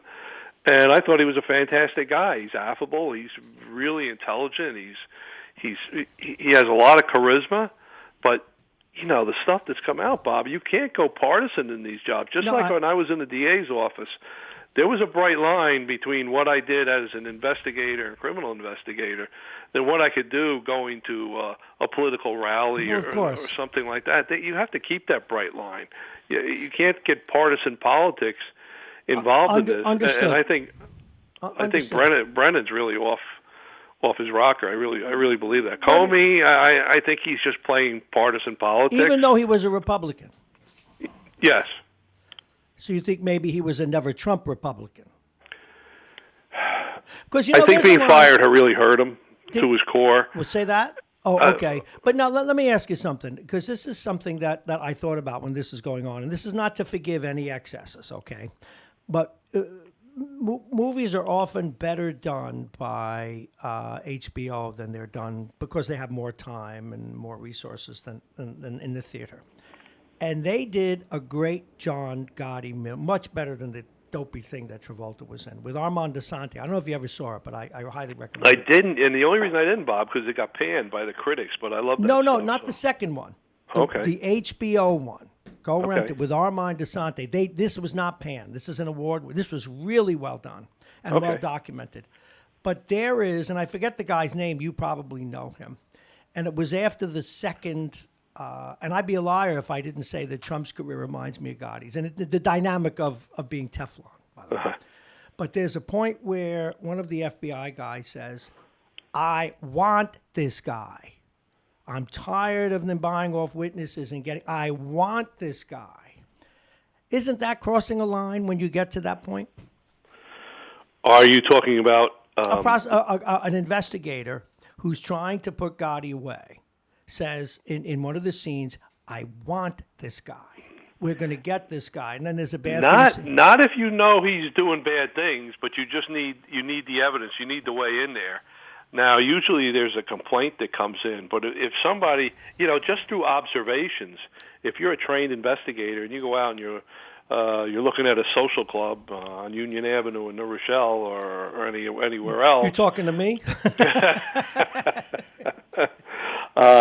I did work with the FBI 20 years ago on cases down in the Sound Shore area. And it didn't come about via complaint, if I recall. It came about through an informant.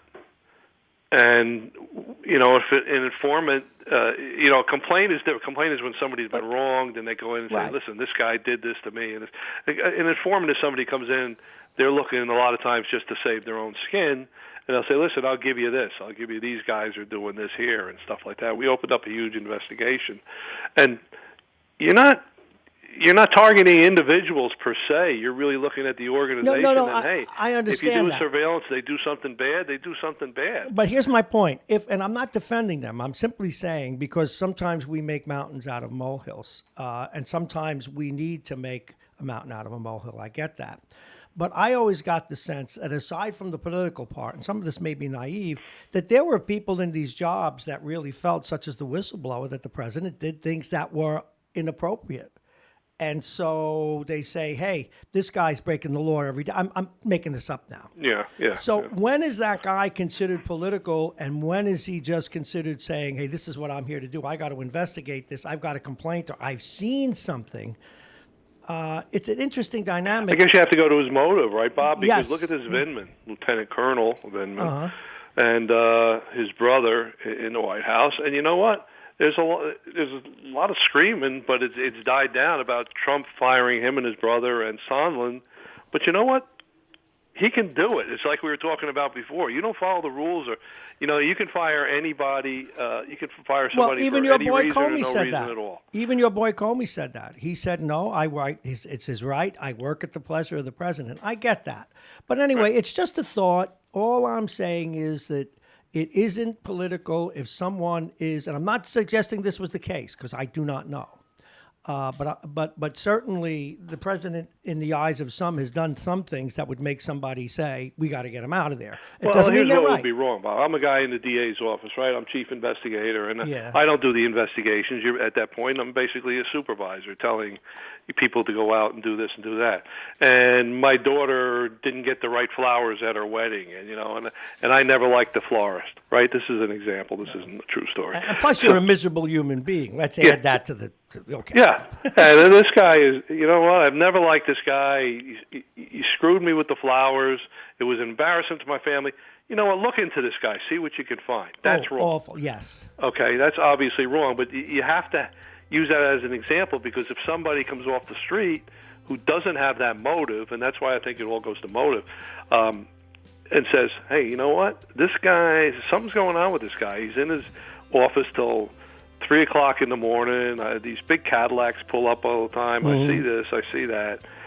And then, you're free to take a look at that. It doesn't mean you can go into start taking their phone records or do a wiretap based on that. because those are legal issues you have to go to a judge for. Mm-hmm. But there's nothing wrong with starting a surveillance to see what's going on. Of course not. You know, it's been great to have you once again. No matter what pitch I throw you, and folks, we never prep. Michael, I can't thank you enough. Dad, I appreciate it. We really enjoy having you on. Folks, if you need a good defense attorney, what a level head this You missed man has. that, but... No, I let it go. Oh, okay, good. Just like I did yesterday. I have to take a punch every once in a while, too. Michael, thank you. Oh, and by the way, since you were in law enforcement, you got to watch that movie. It's called Gotti, HBO with Armand Desante. They should have put that one in the movies the way they do now with Netflix. I will. I have HBO, and I'm going to search for it when I get home later. All right, take care. Thanks, Mike Bob. Duffy, everybody. Thank you so very much. Guess who's up next? And he's going to throw me under the aforementioned bus. Jake. Jake's picks have evolved into Bob's picks, or as Anthony Galletta tweeted earlier today, Bob's bloopers.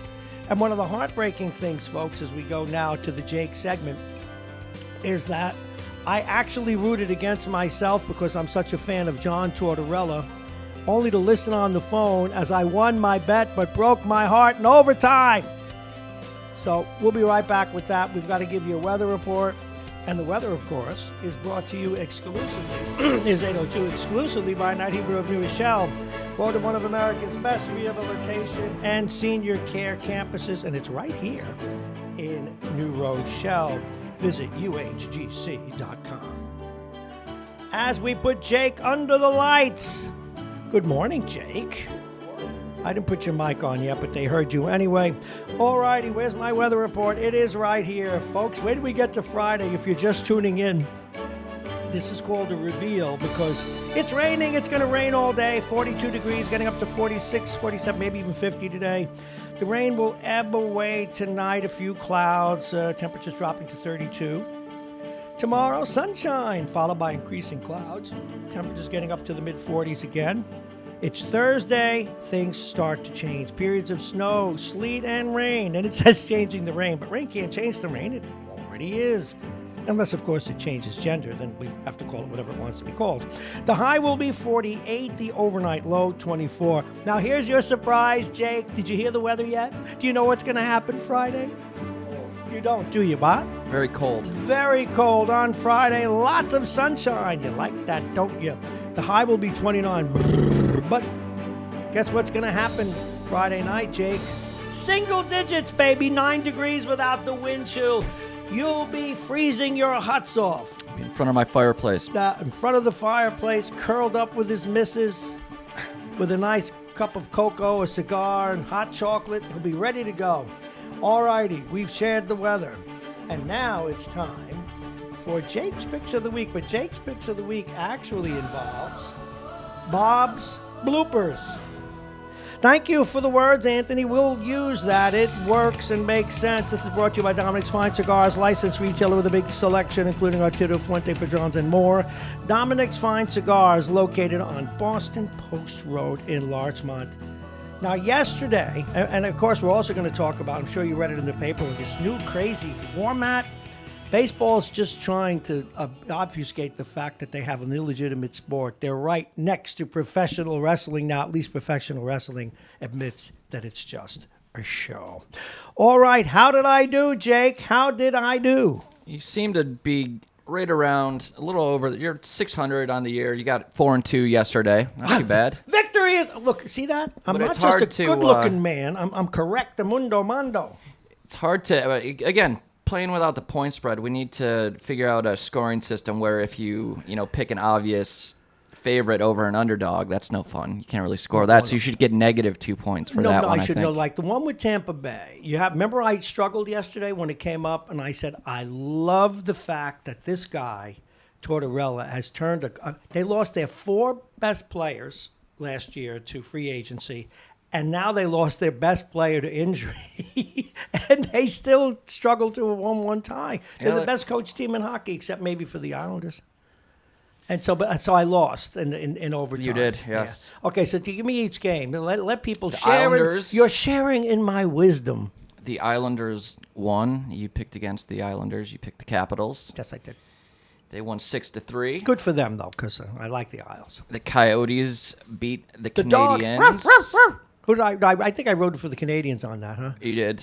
So that was your loss. That was who was my other victory? Well, you got the Flyers over the Panthers. Mm-hmm. Lightning 2-1 over the Blue Jackets. Canucks 6-2 over the Predators.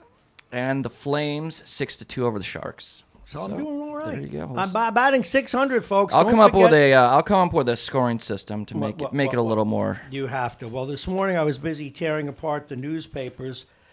Now, do I need to go back to school and take a class in statistics, logic, and calculus to figure out the new playoff format?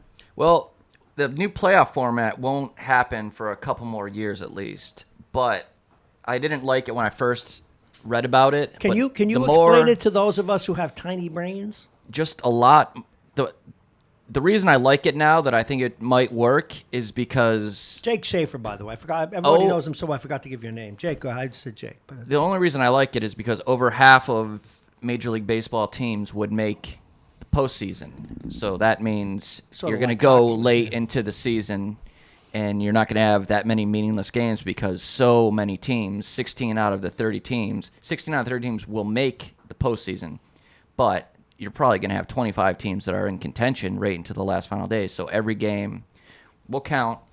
The thing I don't like about it is it's just a money grab for Major League Baseball. They just want more, they want to do a selection show where the higher seeds get to pick their opponents, whereas the number 2 seed would be a wild card team, but they would pick from the bottom 3 teams, so they wouldn't be locked into the last place team.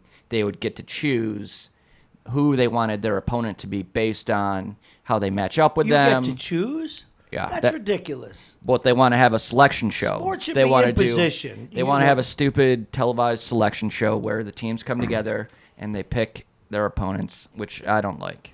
It's absurd. It's not sports then. We're putting something else into it. I mean, even the one thing no one's ever figured out, although you said there's no coin flip now in that new football league, it should be based on skill and competition. Now, you did see my eyes glazing over. Thank God.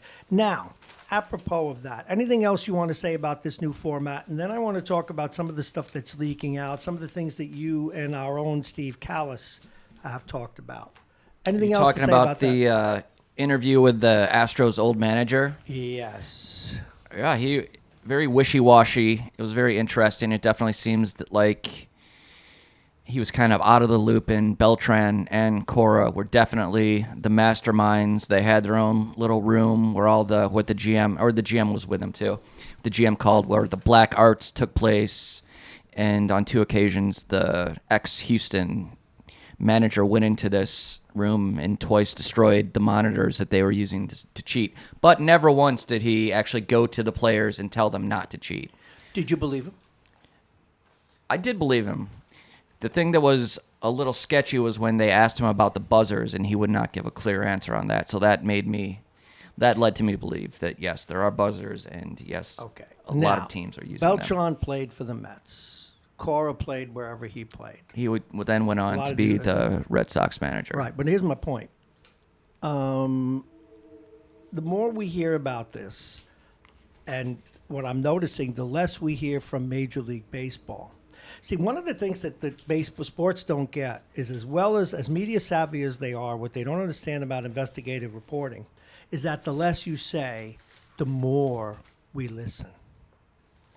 And I think that that's pregnant. I think that this is a much bigger problem, and I think many teams probably do it, and some teams probably have even more sophisticated, and they have earned this kind of loss of respect and trust. And I think Manfred has to go. An interesting point was made yesterday that there are a lot of disgruntled ex-employees, not players, employees, that know exactly what's going on, and they're going to start coming out of the woodwork.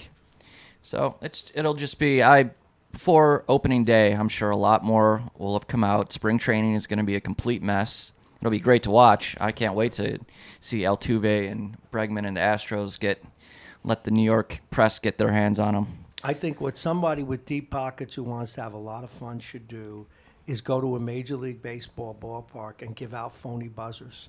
They should right now. Someone should go. Maybe we should do that. Maybe we $1 should million go to Shea. idea. We should go and get phony buzzers and give them out to everybody and have them go to. Bzz, bzz, bzz, bzz, $1 million idea. And I've been very hard on baseball today, only because, and it goes all the way back to Ball 4. Did you ever read it? I did. It's a wonderful book. So too is the book after it. I'm glad. Well, you he didn't wrote take a it personally. sequel. No, he didn't write a Yeah, sequel. it is. Yeah, he he did. added chapters. To Yes, his- but it's a pretty good book. No, he did both. The other one is, I'm glad you didn't take it personally. And now it seems almost vamp campy because we know all this stuff already. Baseball is a wonderful sport, and I'm going to continue to watch it because of the skill involved and the pitchers. But as a business, it's been successful. But like many businesses, it's been successful because they have, just like our politics in this country, they've created an untrue narrative. And I've always said, I lost my innocence all the way back in '79. I was one of these people that thought of athletes that everybody was like Eli Manning, and I'm sure he and the former Yankee shortstop have their shortcomings too.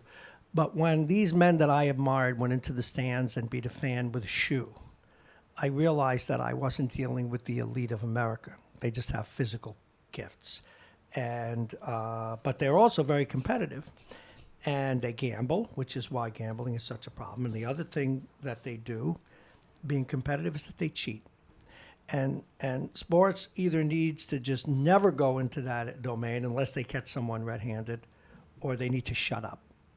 Because what baseball's done, in my view, is delegitimize itself. I don't know. What's your reaction?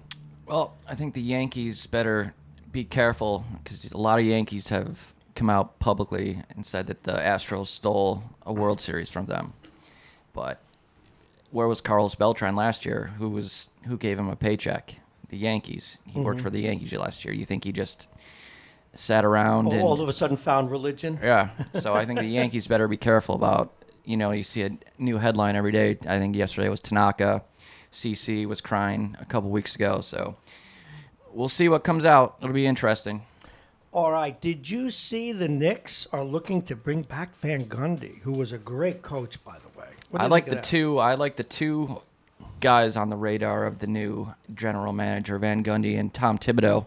Very hard-nosed guys, defensive-minded. Van Gundy was one of the only coaches that actually had a shot at beating Jordan in the 90s. Great coach. I think it'd be. I don't know how he would work with this mess of players, but it would be. I'm still not over that game 2 nights ago. I'm so sorry I tuned it in. But what do we do about this guy? And again, because I tend to be a sentimental mush. Okay, we understand this. Mike Miller has already won, or is it Steve Miller? We got it right here. Mike, right? Mike, yeah. He already has won more games than the Knicks won all last year. He's like 13-19. With that bunch of garbage he's got, they should give the guy a trophy. Now, New York likes big names, so he's toast. No, But do you think they'll give him if a he got to 500, he might have a shot. Now they need, because of the PR issue, they've got to hire a Mother Teresa type.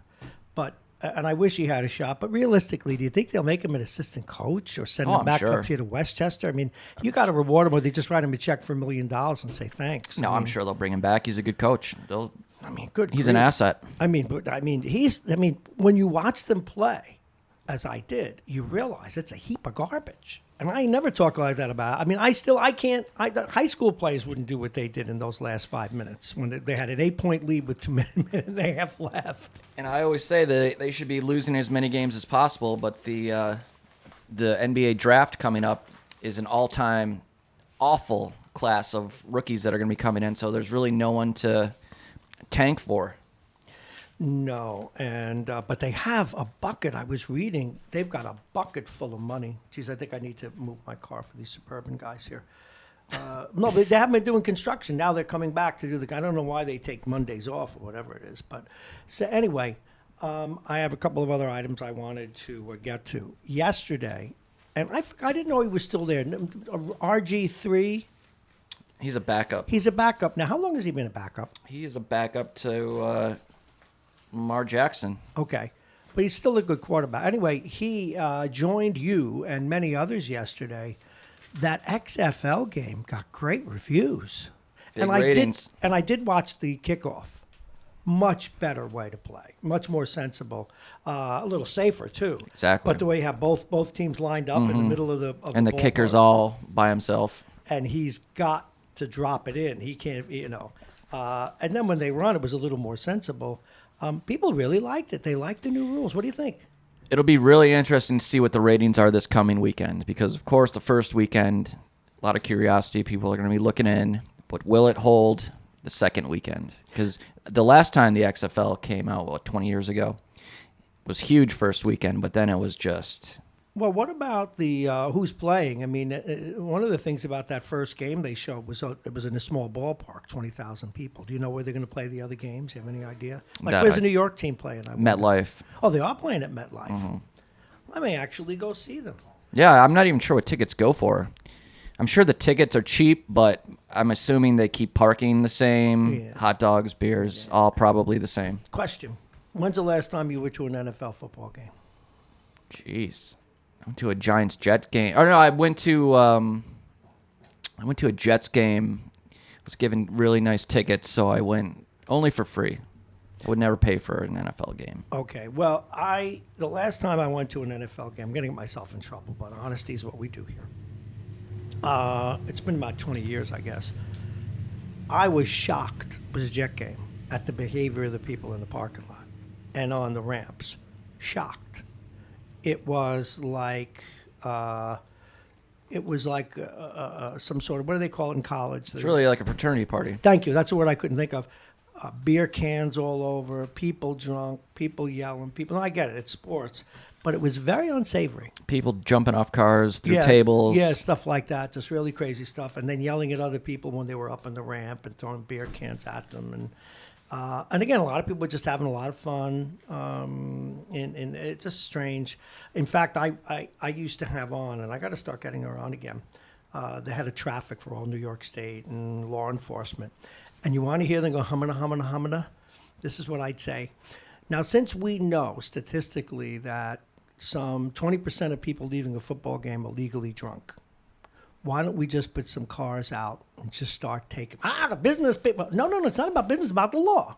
You're looking the other way because it's a successful business, like the opioids, like sugar in our foods and everything else. But half the people coming out of there are at least zonked.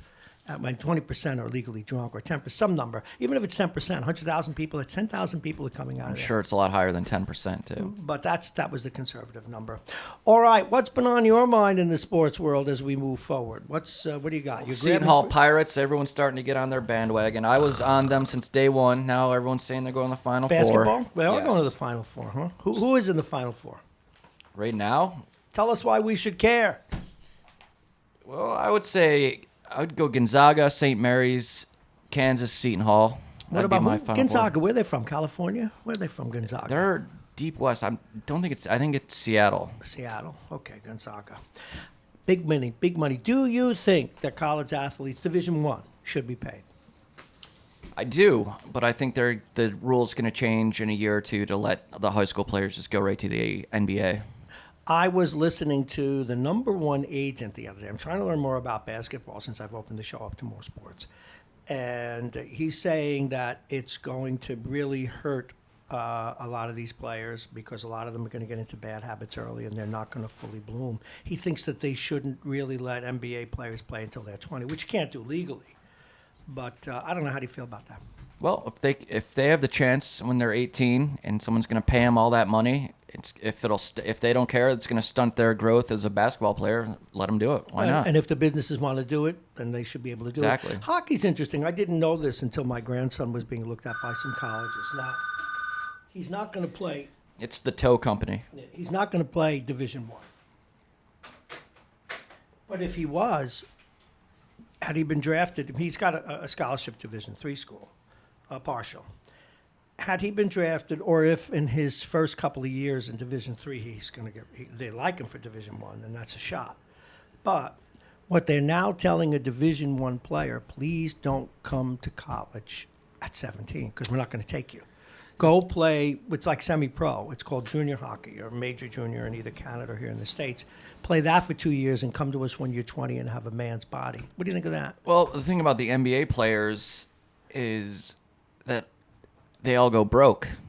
They need to have some kind of money management, probably be forced to take a money management class. You look at all the NBA players, they're broke before, blow $80 million before they're 30. Yeah, and they blow a couple of $1 million on a necklace, which is absolutely insane. But all right, Jake, thank you very much. We'll talk more about the Final Four. All right, Many of you text love me March your Madness. hockey picks if you want. Oh, no. I'm sorry. We need to do that. I'm sorry. No, you got to hold me accountable. Sometimes I forget these things. This is a segment that you rule, sir.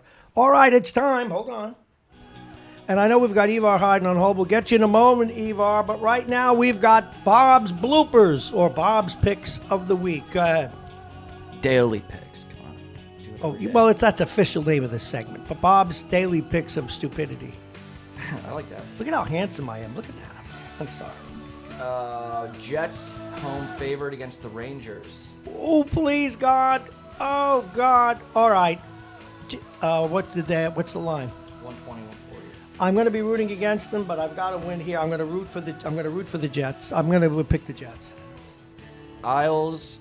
A lot of the lines are off, so you got no. Okay, but it's straight up. Isles at home against the Flyers. Shoot. Isles. Panthers on the road against the Devils. Panthers. Maple Leafs at home against the Coyotes. Oh, boy. Leafs.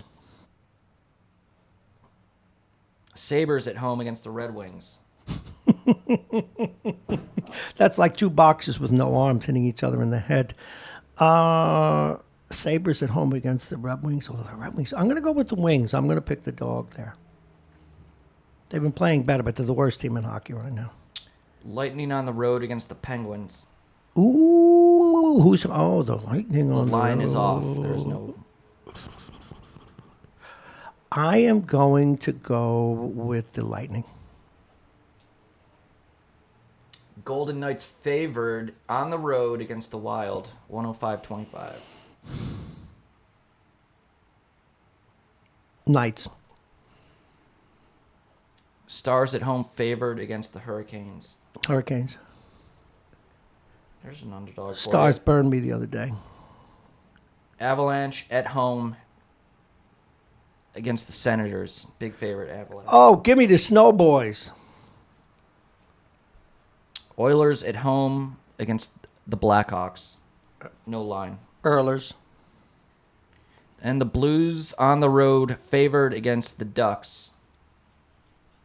Blues. All right. Big slate tonight. And as Anthony how you would do. say, Bob's bloopers. Okay. Thank you very much. Jake's Picks of the Week. It's now Bob's Bloopers each day. Dominic's Fine Cigars, licensed retailer with a big selection, including Arturo Fuente, Padrones, and more.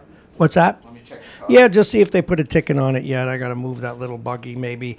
All righty, my next guest from District 4 here in New Rochelle, your city councilman. He probably hopes I got a ticket, but then I'll appeal to him. Can you get me off the hook for old time's sake, Ivar Hyden? Please welcome Ivar Hyden. Good morning, Ivar. How are you? Hey, good morning. How are you? Pretty good. Well, the trucks just showed up for construction, but so far, no news. Did they get me? okay. Okay, good. So far, so good. All righty. I Anyway. didn't get you. I'm good. All right. That's No, good. well, Glad you to know what hear it is? Because of all the construction, and we're doing a shortened show, because by 9 o'clock they'll be hammering and slamming. Yeah. So we're out here at 9 today. No, hey, I'm glad the bathrooms are finally getting fixed. Well, at least we have running water in one of them. So but It's useful. yeah, well, it's very useful. At least either that or I microwave my hands, but I don't think it would be too comfortable. But then I'd have to go Yeah, into the right. grocery store.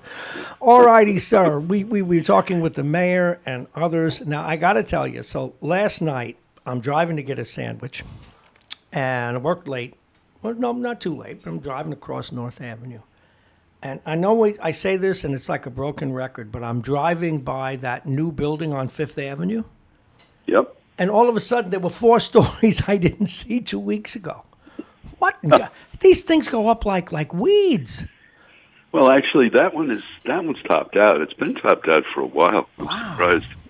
You haven't noticed? I mean, it's what, 6 stories? I think 5 or 6 stories. 5 or tall. 6, but it's a huge building in terms of it's wide. Yeah, the footprint. And, Footprint is is huge. Absolutely. monstrous. But there is going to be some retail though on the ground level, and there's also municipal parking on on part of that ground level, so that's good too. I mean, there is, there's some genuine community benefits to it, and it looks massive right now. Though you're right. I guess probably when they have the cladding on it or brick or whatever they're going to do, it's going to look a bit different. No, but it's a large footprint, no question. But I'm just so impressed with how quickly buildings. I'm just wondering, was it always so, or did buildings always go up this quickly after the? I know the foundation takes a while, but boy, once they start, it's incredible how fast this is happening. How many more buildings like that are going up? What do you mean by like that? Do you mean low rise? I'm sorry, that was a bad phrase. How many more buildings are on the that haven't even started yet, perhaps, or that have just broken ground? Haven't even started yet. They're probably around 20. 20? Yeah. Oh my goodness, that's great though. Well, it's terrific. It is. It's wonderful. It's great for the city, and problematic for the city. You know, we've had these discussions a lot of times, and we're going to have serious growing pains for the next couple of years with the in terms of ripping out the streets for all of the infrastructure improvements, and that's going to be a major problem. I just heard yesterday that the Thruway Authority might finally be serious about fixing the bridge over, where that is, right over the Thruway, right by the train station, and can't wait for that to happen. That's also going to be a real problem for moving traffic around. I mean, we do have a plan, but God knows how effective the plan will be, and I'm sure it'll add a great deal of congestion and time to people's commutes to the train station and back. It's going to be a rough time for a couple of years. On the other hand, we're starting to generate substantial amounts of revenue both for the city and the school district, so that's critically important. And there's a little bit of talk finally about some office space being generated and perhaps some condos being generated. That's also encouraging. As opposed to rentals. Condos as opposed to rentals, yes. Yeah, as opposed to straight up residential rentals, yeah. So, this is all positive, and we'll have to see. It ain't going to be easy, but it's for the long haul, it's very good. Now, we spoke with the mayor maybe 5-10 days ago. I can't remember the days, just pile up, a councilman. But he talked about, as you have, all this building and that it does pay to do a reassessment and be sure that we're including green space and preserving historic buildings, but also felt that there's no need for a quote-unquote moratorium. What are you hearing from your constituents, and what is the sentiment in the city council? I hear various points of view from my constituents. I think that very few people say, we simply want a moratorium. My position for a long time has been that we need to look at this carefully before we reopen the zoning. And I'm certainly not saying there should be a moratorium at all. I think but we do need to fix some of the things that need fixing and think about the future. Think about the future of our city, where we want it to go. And I think those are things that we can do and continue doing development at the same time. That was my killer parakeet just flew by. What's the parakeet's name again? Lester. Lester? Oh, good grief. We have a lot of people come on. Even Harlan Ullman has a dog. Well, this is a huge thing now, with millennials. That birds? The population of pet owners is incredible. And I think that, this is a whole other subject, but getting into that, all these young people have animals, have pets, have dogs, a lot of dogs. I love birds. And or cats. I like them all, but I love birds. I think it's because they have lousy relationships, it seems. Or they can't find relationships. Do you know? I'm totally serious. No, apropos of that, I was reading in one of my research show prep books that Friends is extremely popular. The former show, Friends, is extremely popular with millennials. With millennials, because on one hand they like it because they can't relate to it. Because they actually go and talk to one another. Cell phones had not yet hit their peak. But on the other hand, millennials don't like it because, for some of the same reasons. Oh, look, everybody's white, which is understandable. They were in Manhattan at the time. And they They're not members of the woke movement like there are still. They kid about weight and they kid about sex and they kid about gayness, I guess. But yet the kids like it because, look, people actually sit and talk in the living room. Yeah, it's kind of I don't know. We can do several hours, I'm sure, on this whole new Instagram generation or whatever it's called now. Well, you heard me. If you were listening before on Saturdays, I put my phone I put my phone in the drawer, in the sock drawer, and I don't even bother turning it on, or I turn it even on silent until 1 or 2 in the afternoon, unless your house is on fire. And also, if you want to get home, just leave a message. Leave a message. Don't keep tweeting and beeping and calling and hounding me, because I won't. No, I won't respond. I'm not going to do it. Yeah, no, and it's pervasive and it's an issue, and I'm curious. Won't be around to find out, but I'd love to know what the upshot of all of this is going to be 20 or 30 years down the road. You're the second guy to remind me of how old I am today. Well, I'm going to live forever. Sorry, you didn't get that memo? I am sorry to do that to you. I am, See, since I live with it. One of my great things. Day, you've got to suffer also. I am waiting, and I realize it's going to be another 1,000 years before we get, not that we do away with belief or religion per se, but I want it out of the public square once and for all. But it's not going to happen in my lifetime because too many people are afraid of death, and religion offers them a nice, easy way out. So it's not going to happen. And I'm afraid of death too, but one of the reasons I'm afraid of it is I don't think there's anything after this. So, but be that as it may, yes. I move on. Move on. So your listeners don't want to hear this. No, actually, they're stuck with it. Because I promised to do an honest show, and sometimes it's not always easy. All right, as you have suggested, and a couple of other council people suggested, Bob, drive around, look at all the empty storefronts. I see them. I also went to a couple of malls. They even have the storefronts that are empty. We really need to start rethinking retail, don't we? Well, there isn't any more retail. I mean, we've got to be honest about it. Mom and pop shops can't survive anymore. It's impossible with Amazon. And I was thinking about that the other day. I mean, the amount of money that Bezos and Amazon is making now, and now there's thank goodness there was a little job fair recently at the First Source Referral Center. Amazon is building another warehouse somewhere, and they need more staff. And actually, they came to our First Source Center in New Rochelle. And which center is that? The First Source Center. Oh, is that West Tab there? Job. Have they actually gotten anybody a job yet?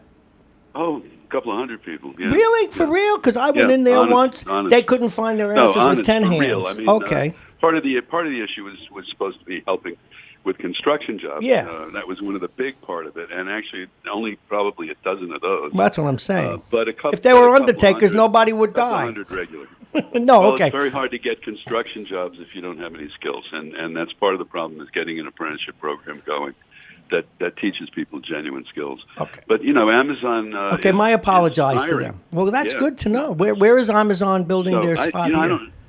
I heard somewhere. Where is it? I don't know. Somewhere up county, someplace. Well, that's a good thing. That is actually, and if they're doing it, I do need to apologize to them. I did. No, that's fine, Bob. But it's. But the problem, with all of that is that Amazon, it's good, but it certainly doesn't replace those warehouse jobs. Don't replace all of the retail service sector jobs that are being destroyed by Amazon. And so I'm really wondering, I hate to sound like, like an extreme version of Bernie Sanders, but with all the money they're making, maybe Amazon should kick back into every community where it does business, which is everywhere, a certain percentage of their sales. Well, we need to also understand all these horror stories we're hearing. Are they true or not? Are they whipping people to death in these jobs? Are they the new sweatshops of the millennial? We don't know. I don't think, I would doubt that it's that bad, but it's very physically demanding from what I've heard, depending on the warehouse, even though they have a lot of automation. And it's hard. It's hard work. It's long hours. Well, it is, but it's a job. And there's a great deal of pressure. That's the other thing, because the pressure of the delivery system is exaggerated by what they're doing now. With 1-day delivery and all that kind of stuff. Sure. And I'm sure that the the pressure must filter down to everybody. You ever see the movie? organization. Ever see the movie Castaways with Tom Hanks? Oh, sure. Well, he shows that in the beginning of the movie when he works for FedEx. Tick, tick, tick, tick, tick, tick, tick. Got to make the 3 o'clock sort. Tick, tick, tick, tick, tick, tick. But every job, that's what I hate about this job. You know, people don't, is the clock is always freaking ticking. Like, I got to get you out in 60 seconds. I got to get Jake on here. I got to get the news done, the weather done.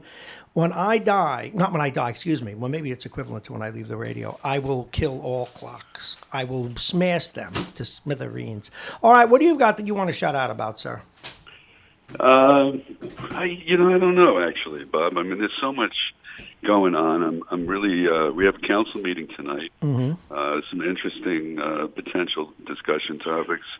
And I just want to kind of feel my way through the next couple of months until we figure out what we're going to be doing going forward about the development process and about a few other issues. This is a really pivotal time for the city of New Rochelle, and we have a new council with 3 new people on it. Critically important to bring them up to speed as quickly as possible, and that takes a little bit of time. I mean, there are 3 very smart women, and they certainly, will get it quickly, but they have to know. They have to know what they need to get.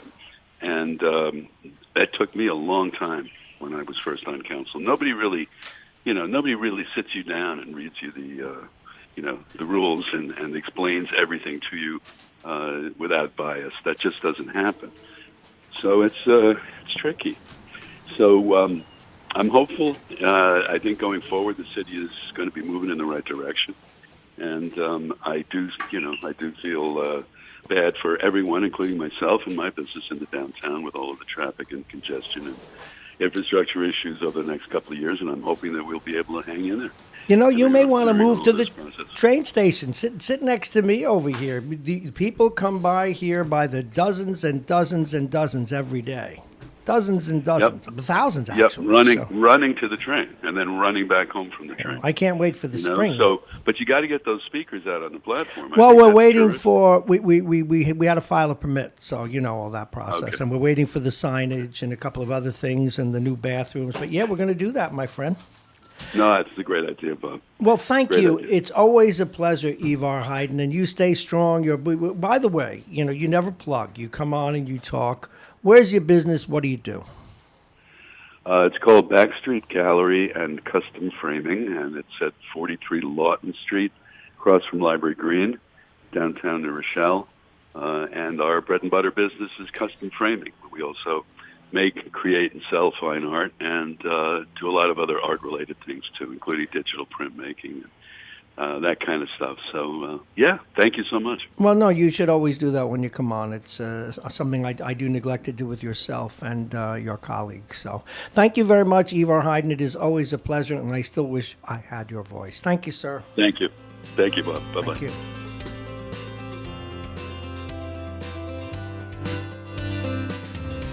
All righty, let's take a look. We get into the bottom of the hour now. The bottom of the hour is brought to you by United Hebrew of New Rochelle, a top-rated campus of senior care. Visit uhgc.com.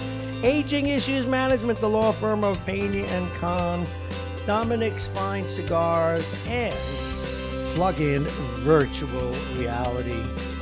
He's in our midst. I'm about to, this is great. I feel like a TV director because watch this, through the magic of technology. Ta-da! There he is, Professor Jack Breslin, Mass Communications and Ethics. Get the children out of the room. It's not the prettiest sight. No, I'm sorry, Doc. No, just ask my students. Hold on. How are you? They have a much different interpretation. Did you tell your students that I passed the test last week? That a guy with a very tiny brain who does the radio passed your final? I used you as a role model. Yeah. As a role model? You didn't. Yeah. This guy can do How it. to You stay can ahead, too. right. Yeah. He ran the marathon on his hands. All right, Professor, it's good to see you. I'm probably just neurotic. But every time you come in, I think, and I will continue to have you come in until they arrest you, if that ever happens. One of these days, yeah. When I say arrest you, do you ever worry about the press and the attacks on the press actually? I mean, it's changed, it morphs, it's become more business focused, more hit based. If you're talking about social media, In fact, I had a business meeting yesterday, and I'm sure you talk about this with your kids. I shouldn't call them kids, but with your students. No, they're adults. Right. No, but when you're my age, everybody's a kid. Which is, I have to be, in the business that I'm in now, more concerned about not just having this cerebrally gifted or the socially important, such as the local politicians, et cetera, on.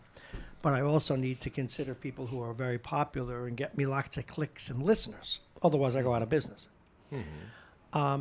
Having said that, having looked at the attacks on the press by this current administration and past, I mean, Obama, no, I don't think any president's ever been a fan of the press, perhaps not to the degree that this president is. How worried are you about free speech and a free press in this country? Yeah, well, you make the comment about no president has really been the fan of the media, and that's been one of my research interests, going all the way back to, our early presidents, that there is this symbiotic relationship, that one depends upon the other. The president needs good, positive news coverage because that is one of the ways that they greet the people. Whereas the media needs the president, because when the president speaks, no matter what he or maybe someday she says, it's important, it's news. However, with this administration, of course, with social media, he doesn't need that filter anymore. He can go directly to the press through social media, and that kind of changes the equation a little bit. However, in answer to your question, in my research and that of my colleagues, and when I go to our little symposia, we talk about this, there never has been that real threat of physical violence that we are seeing now, and it's toned down at his rallies. But when you read Katie Tur's book, for example, she takes you What's the right book called? into, I forget, but the name of the book, I got it for free. Roughly. That she was the NBC correspondent during the campaign, and Trump would call her out by name and make fun of her. And it was about her personal life, which was rather interesting, and her on the campaign trail and putting up with this daily harassment by him, not in a sexual sense or anything, but just making fun of her and calling attention to her in the press pit, because that's what it was. They were all pushed over into an area, and it's true from what I gather now at his rallies.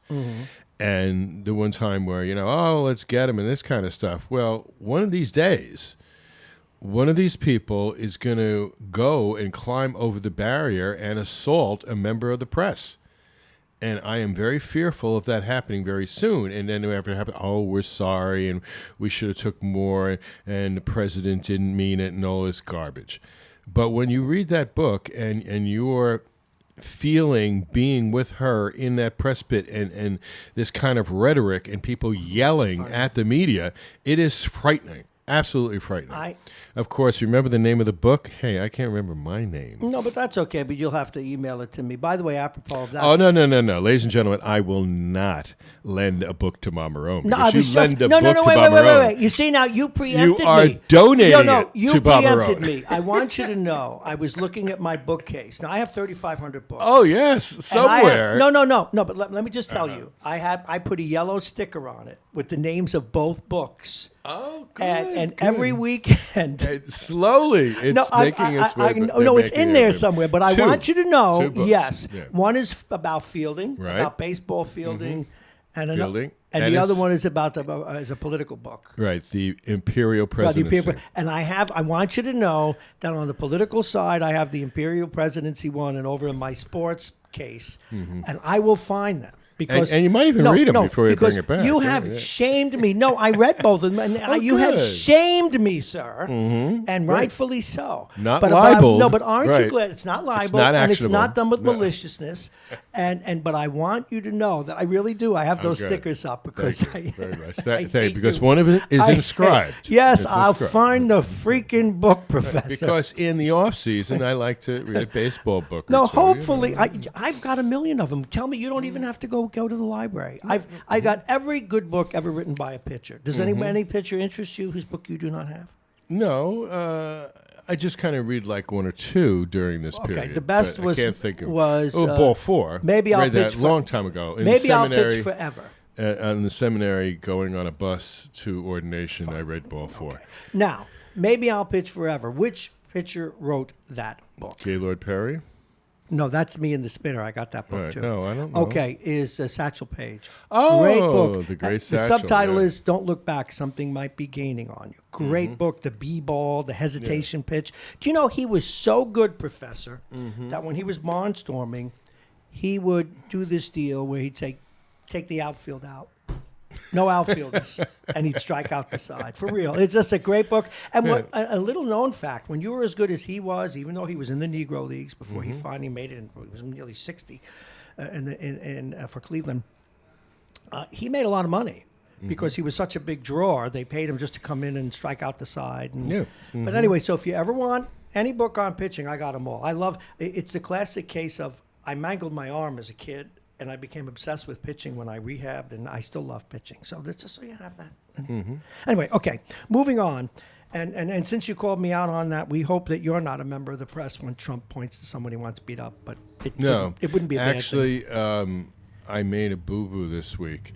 I had wanted to go back, as I did one time, to New Hampshire. Yeah. And do a day in the life kind of thing, see if I could get a media outlet to actually publish something I write, which, I did occasionally. And I wanted to spend a day on the trail. Well, Genius here, for lack of a better word, says, I got another week. So I would do it this coming Friday. No. The primary's today. It's today. Duh. And I'm like, can't they spread these things out? Because in my little brain, I was thinking, no, the last time I had more time between the Iowa caucus and New Hampshire. So maybe I have to look it up. That was the year that Kerry got the nomination, so whatever year that was. But I was disappointed because I wanted to go up and wander around on last Friday. I would have gone up and listen to what each one had to say and talk to people and write up a nice little feature and bring Zach some sound bites for you. But the professor just messed up. I would have given you a mic with the flag and everything, sir. Yeah, well, all you need is a press pass because, like, when I went up with Carrie, I was amazed how easy it was to get into the press pack with just this little letter from the Daily Freeman. Well, I'm going to share with you. And these people just went, okay, fine, go ahead. Having owned a restaurant and been a news guy out in the field, the two easiest ways to get past a guard is have a tray of food or a microphone with a flag on it. And, it's interesting how that works. All right, let's go back to the original question on the table.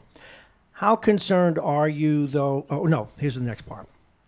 I had a really good press guy who's covered news around the planet in the other day. And we were talking about how, and a lot of this was even after class, if you will, how it's so competitive that a lot of the people in the field who report stories don't even have respect for one another. They trample over one another to get to a story. Their competitiveness sometimes causes them to print bad stories. So when we add that, this hyper-competitiveness, this need to get clicks and views and sell, and the fact that we have an administration that says, and I quote, the press is the enemy of the people, how worried are you or not? About the physical violence against the press? No, or not the so much the press physical themselves? violence, but whether we're going to be able to keep a free press in this country. Oh, I believe that we will. A couple of weeks ago, I thought the Constitution would win out, and of course, It did not. That didn't work out so hot.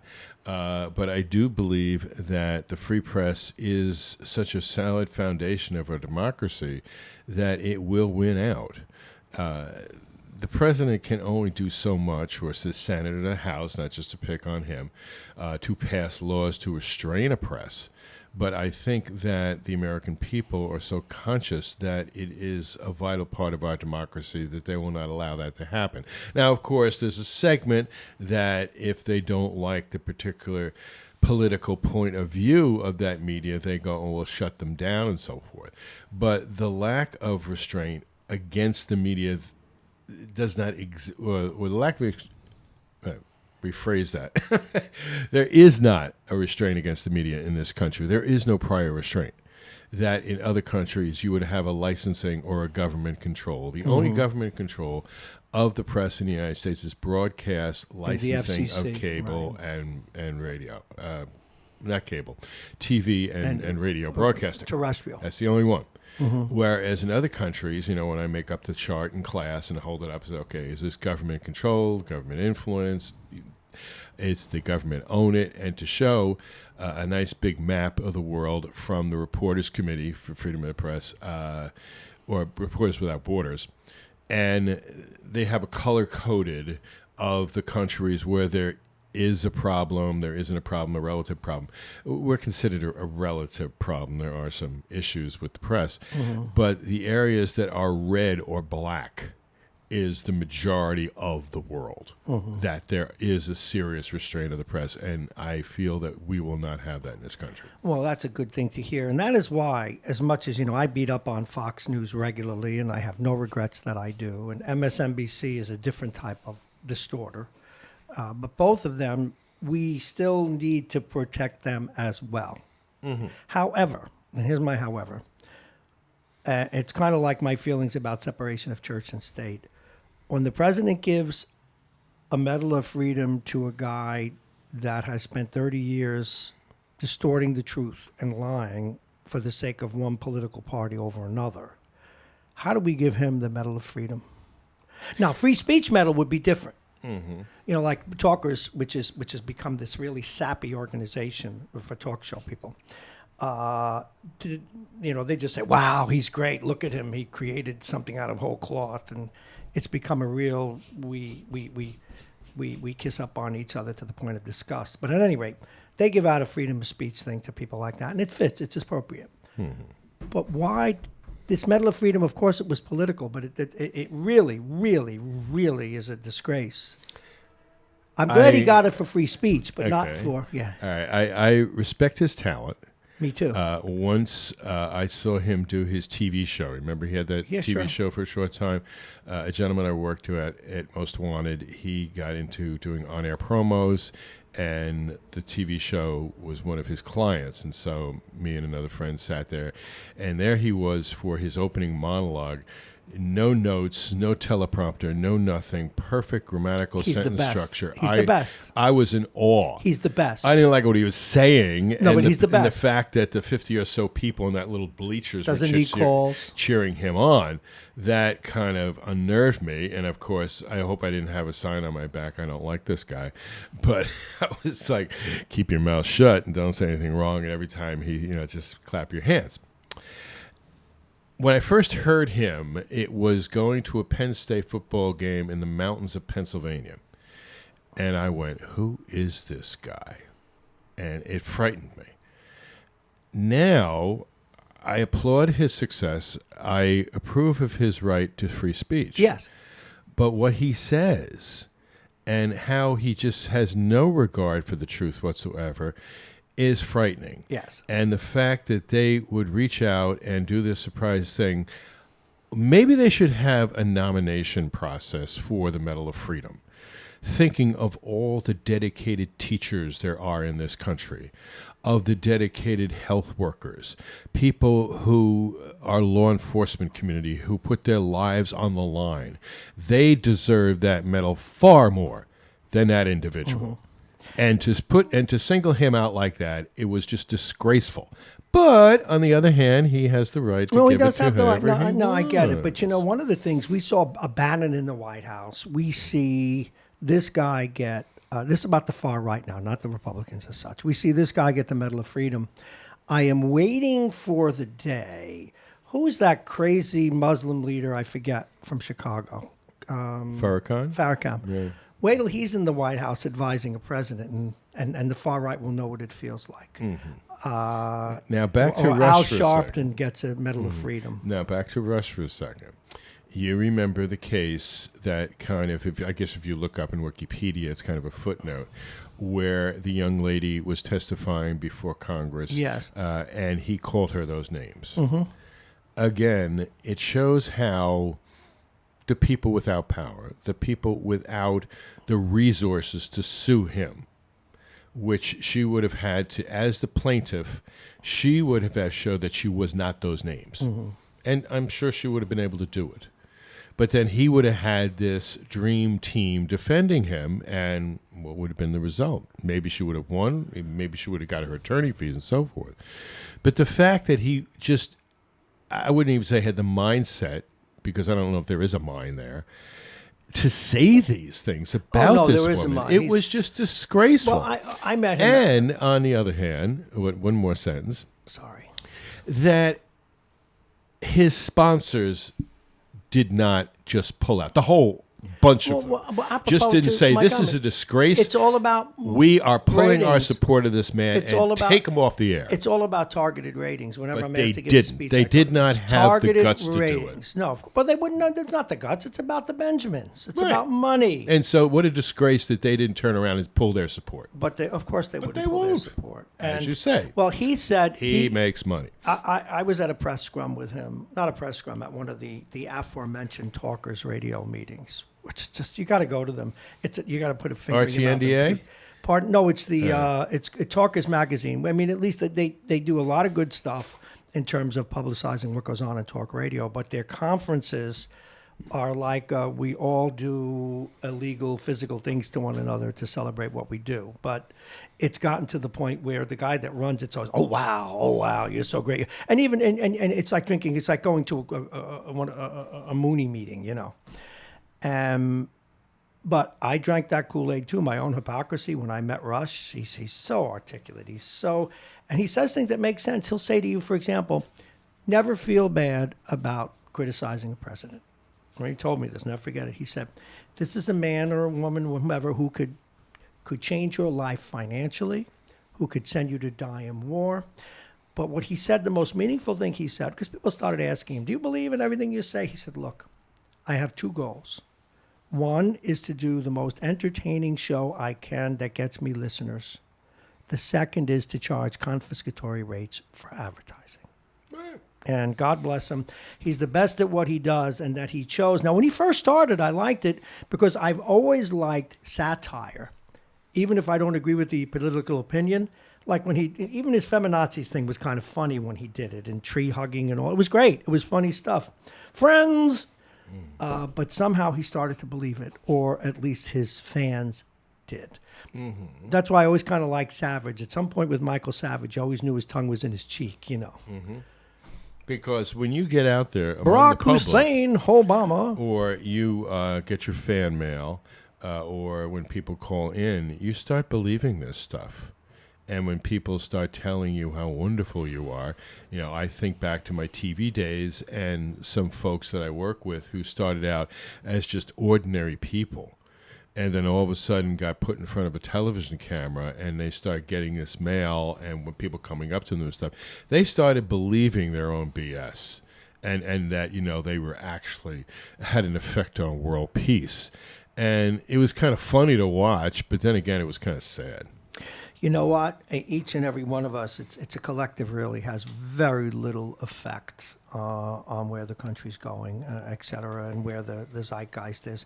Most people who listen to confirm their bias. And so people who are in the middle, like myself, it must confuse a lot of people. Because I'll run into people, you know, where I live, or where when I go to hockey or other social events, and they'll say, you're the liberal talk show host. And I'm certainly not. Anyone who've ever heard the way I treat schools, I'm more further to the right of Attila the Hun and the disgrace that's become the New York City school system and the racist that runs it. Mm-hmm. But yet, because of one opinion, they'll take this or that side. Mm-hmm. But my favorite is when I run in, and it's generally speaking middle-class women from the burbs who will come to me and say, and it's a heartbreaker, Professor. They'll say, we hear you do political radio. Is it true that Michelle Obama's a man? And I just don't know where to go with that. Mm-hmm. Yeah. But having said that, all right, let's take it up a notch on the fun scale.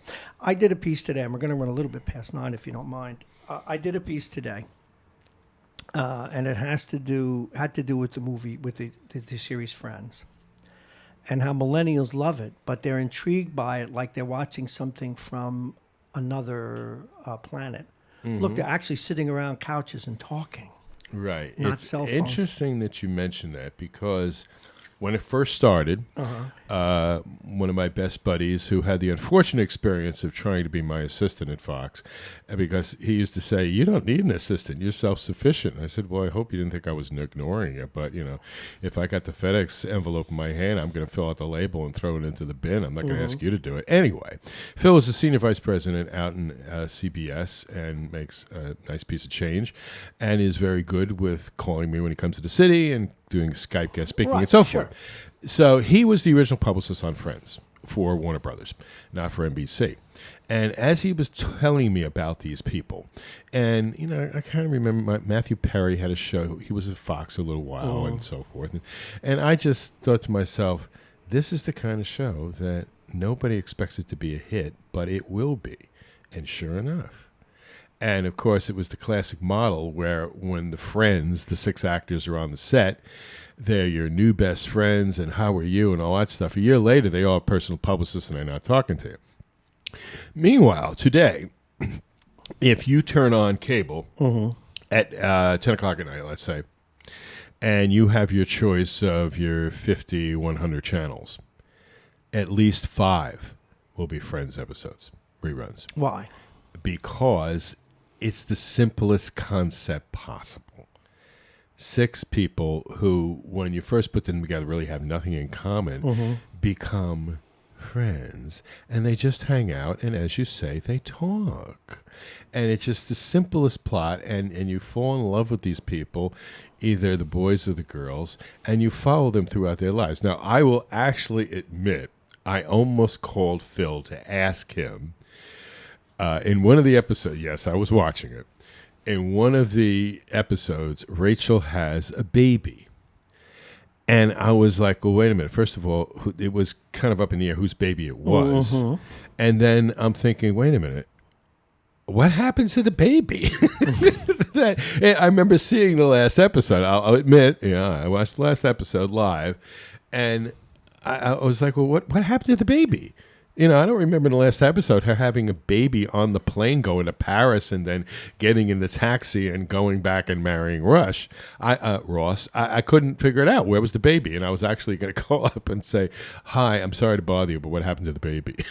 Get it, right? Yeah, I get it. No. So, it is a simple concept. But why do these young kids like it, even though, and I want to ask you a little bit about the so-called being woke, what that means, but... I know some of the one of the analyses of that series was that some of the kids, while they like it, the woke people are upset with it because there's not enough diversity in it, and they make jokes about weight and stuff, which everybody does in real life. Why do young people like it so much, even though they don't take their eyes off their phones? I think it's because they see themselves in that situation. But they don't live it. No, they're wondering what it would be like to be there. And to just sit and hang out without phones and chat. Because I think, now, why? Having said that, because you deal with young people, and it's important to understand where they're coming from. They're going to run this place. The Big Bang Theory, which I adore, I admit to adoring it. I never watched Friends, and I never watched Seinfeld. The Big Bang Theory, I don't know what it is about it, but I like it, and they're not afraid to go to some touchy areas. But why do you think that's so successful?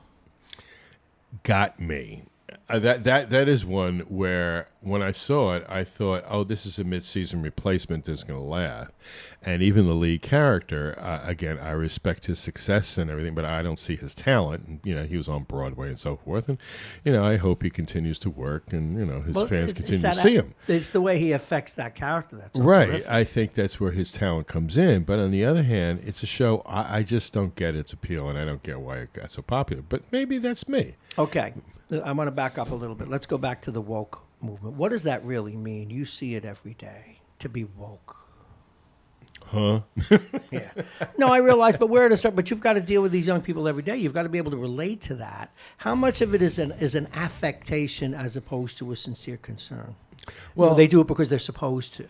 I think that there is a social consciousness that's out there that they are very concerned about these issues and about being part of a democracy and taking their studies very seriously.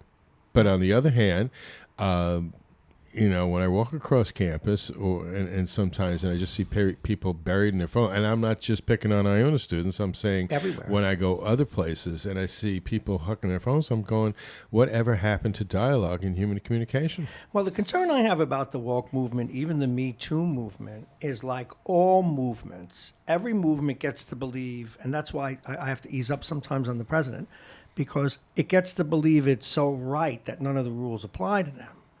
Like the woke movement really needs a class in free speech. It needs a class in due process. It needs a class in America became what America became because of movements like the woke movement. No one has a corner on the truth. It's the biggest lesson you learn in life. Mm-hmm. And the stifling of free speech by that group and the compromise of due process is frightening. Yeah, that's what I try to stress. The marketplace it's frightening. Yeah, it really is. That everybody should have access to the marketplace. I'm sorry, fat jokes are funny. I understand that it's shaming. I mean, Jackie Gleason and some of the lines in The Honeymooners were great. Like when he says to Alice, Alice, you don't keep up with the latest developments. Yes, I do. Who lets your pants out every other day? I'm sorry, it's funny. It's funny. It's not meant to be cruel. It's funny. And that's just real life. Now, you may not like it. But that doesn't mean that you should condemn it either. So, but that group, I guess they still have to learn like the kids of the 60s did. I don't know, like we did. I don't know. Mm-hmm. But the woke movement concerns me. Now, I have to be careful here because with what you do for a living, you have to, you have to skate on some of that ice, I'm afraid. Mm-hmm. And it's very thin ice. Mm-hmm. How does a professor, and I'm talking about the prototypical professor, not Jack Breslin, how does a professor manage to stay employed in this area where here you teach free speech, yet your free speech is curtailed? I have a very strong support group of other media law professors and other media ethics professors that we, regularly chat. You have to. And share our concerns. And so when I walk in that classroom, I know I have my gang behind me. No, that's good. And so they respect what I do, and whether they're like Loyola Chicago or Marymount or Marquette, wherever they are, we are banded together to, as one of my colleagues said, one of the reasons for teaching media law is to foster participation in our democracy, that informing them of the freedoms and the responsibilities of a free press that helps foster a democracy. How much does art weave its way into it? I'm going to give you an example. I'm going back to The Honeymooners because everybody knows it and it's easy. There is a thing that Ralph does, which he's famous for, and has been criticized by feminist groups, Bang Zoom. Mm-hmm. And what is failed, the thing that they fail to analyze or accept, is that as an artistic way of expressing how he feels, not what he would do. Mm-hmm. Why does that get lost? Because they're forgetting the context of the show. Mm-hmm. The live television of the 1950s. No, but he loves this woman desperately. Would never hurt her hair in her head. But he goes, bang, zoom. He's expressing a feeling. I wanted to throw my daughter out the window when she was colicky, but I never did it. Right. So they're not looking at it in a historical context. Well, then they have no sense of art or free speech or, let's criticize that. Did they ever take an art class? Did they ever take a literature class? Did they know what metaphor and allegory is? I think they have, yes. But in the meantime, you have to put the show in the context of how women were portrayed in television at that time and women's role in society at that time. No, I understand. But even so, Ralph's expression is not something he wants to do, and it's not to threaten her. It's to convey an emotion through art. I agree. But at the same time, you have to realize media literacy of when the show was done, yes, the period of time, and the genre that they were doing. Well, she was a feminist. She really was the boss in that house. I got lost. Mm-hmm. Yeah. Interesting stuff. All right, Professor, where do you go from here? What are you working on these days in class? Well, tonight, my sports journalism class, we are going to be covering our beloved Iona Gales. The ladies are playing Monmouth. So they come and they cover the game. We do a press conference with Coach Chambers and the players, and then they have a half hour to write up the story. Wow. On Manhattan, we are going to beat the Jaspers on Saturday night at 7 o'clock. We're going to be covering that game too, or is it Friday? Who are the Jaspers? Oh, no, Friday night, Manhattan. Okay. We Is this lost the men's team or the girls' team? the men's team. We lost down there, but they come to our house, and we're going to give them a little basketball lesson. And then Marist is an extra credit game. if you missed one of the other two games, you can make it up by going to the Marist game. Again, our men are playing the Marist on Sunday. Well, Professor, it's time to go. I will continue to look for the books that I owe you so that I can get over the guilt and finally go to confession. Did you remember the name of another book yet? It's called The Imperial Presidency. and No. the other one is Fielding. No. Fielding, it's I called. know those two books. I'm talking about the book you brought up at the beginning of this interview that you couldn't remember. I read Ball 4. No. Oh, this is, you Well, should be Katie impressed. Tur. He's up to, yeah. Katie but Tur, I don't know. You I who can wrote see- it. I You can see the it, book. but you don't know. Look, that was really good. That whole obtuse. The mind is a terrible thing to lose, and I do it all the time. Hey, I'm in the middle of class, and I can't remember a case that I've read 15 times. Isn't it awful when you could see the person's face? It's right there. You know them 30 years, and you just forgot their name. Exactly. Professor Jack Breslin, it is always a pleasure. Your candor and your insight is so welcome. Thank you very, very much. Folks, all the trucks are outside. We're getting out of here before you start hearing jackhammers.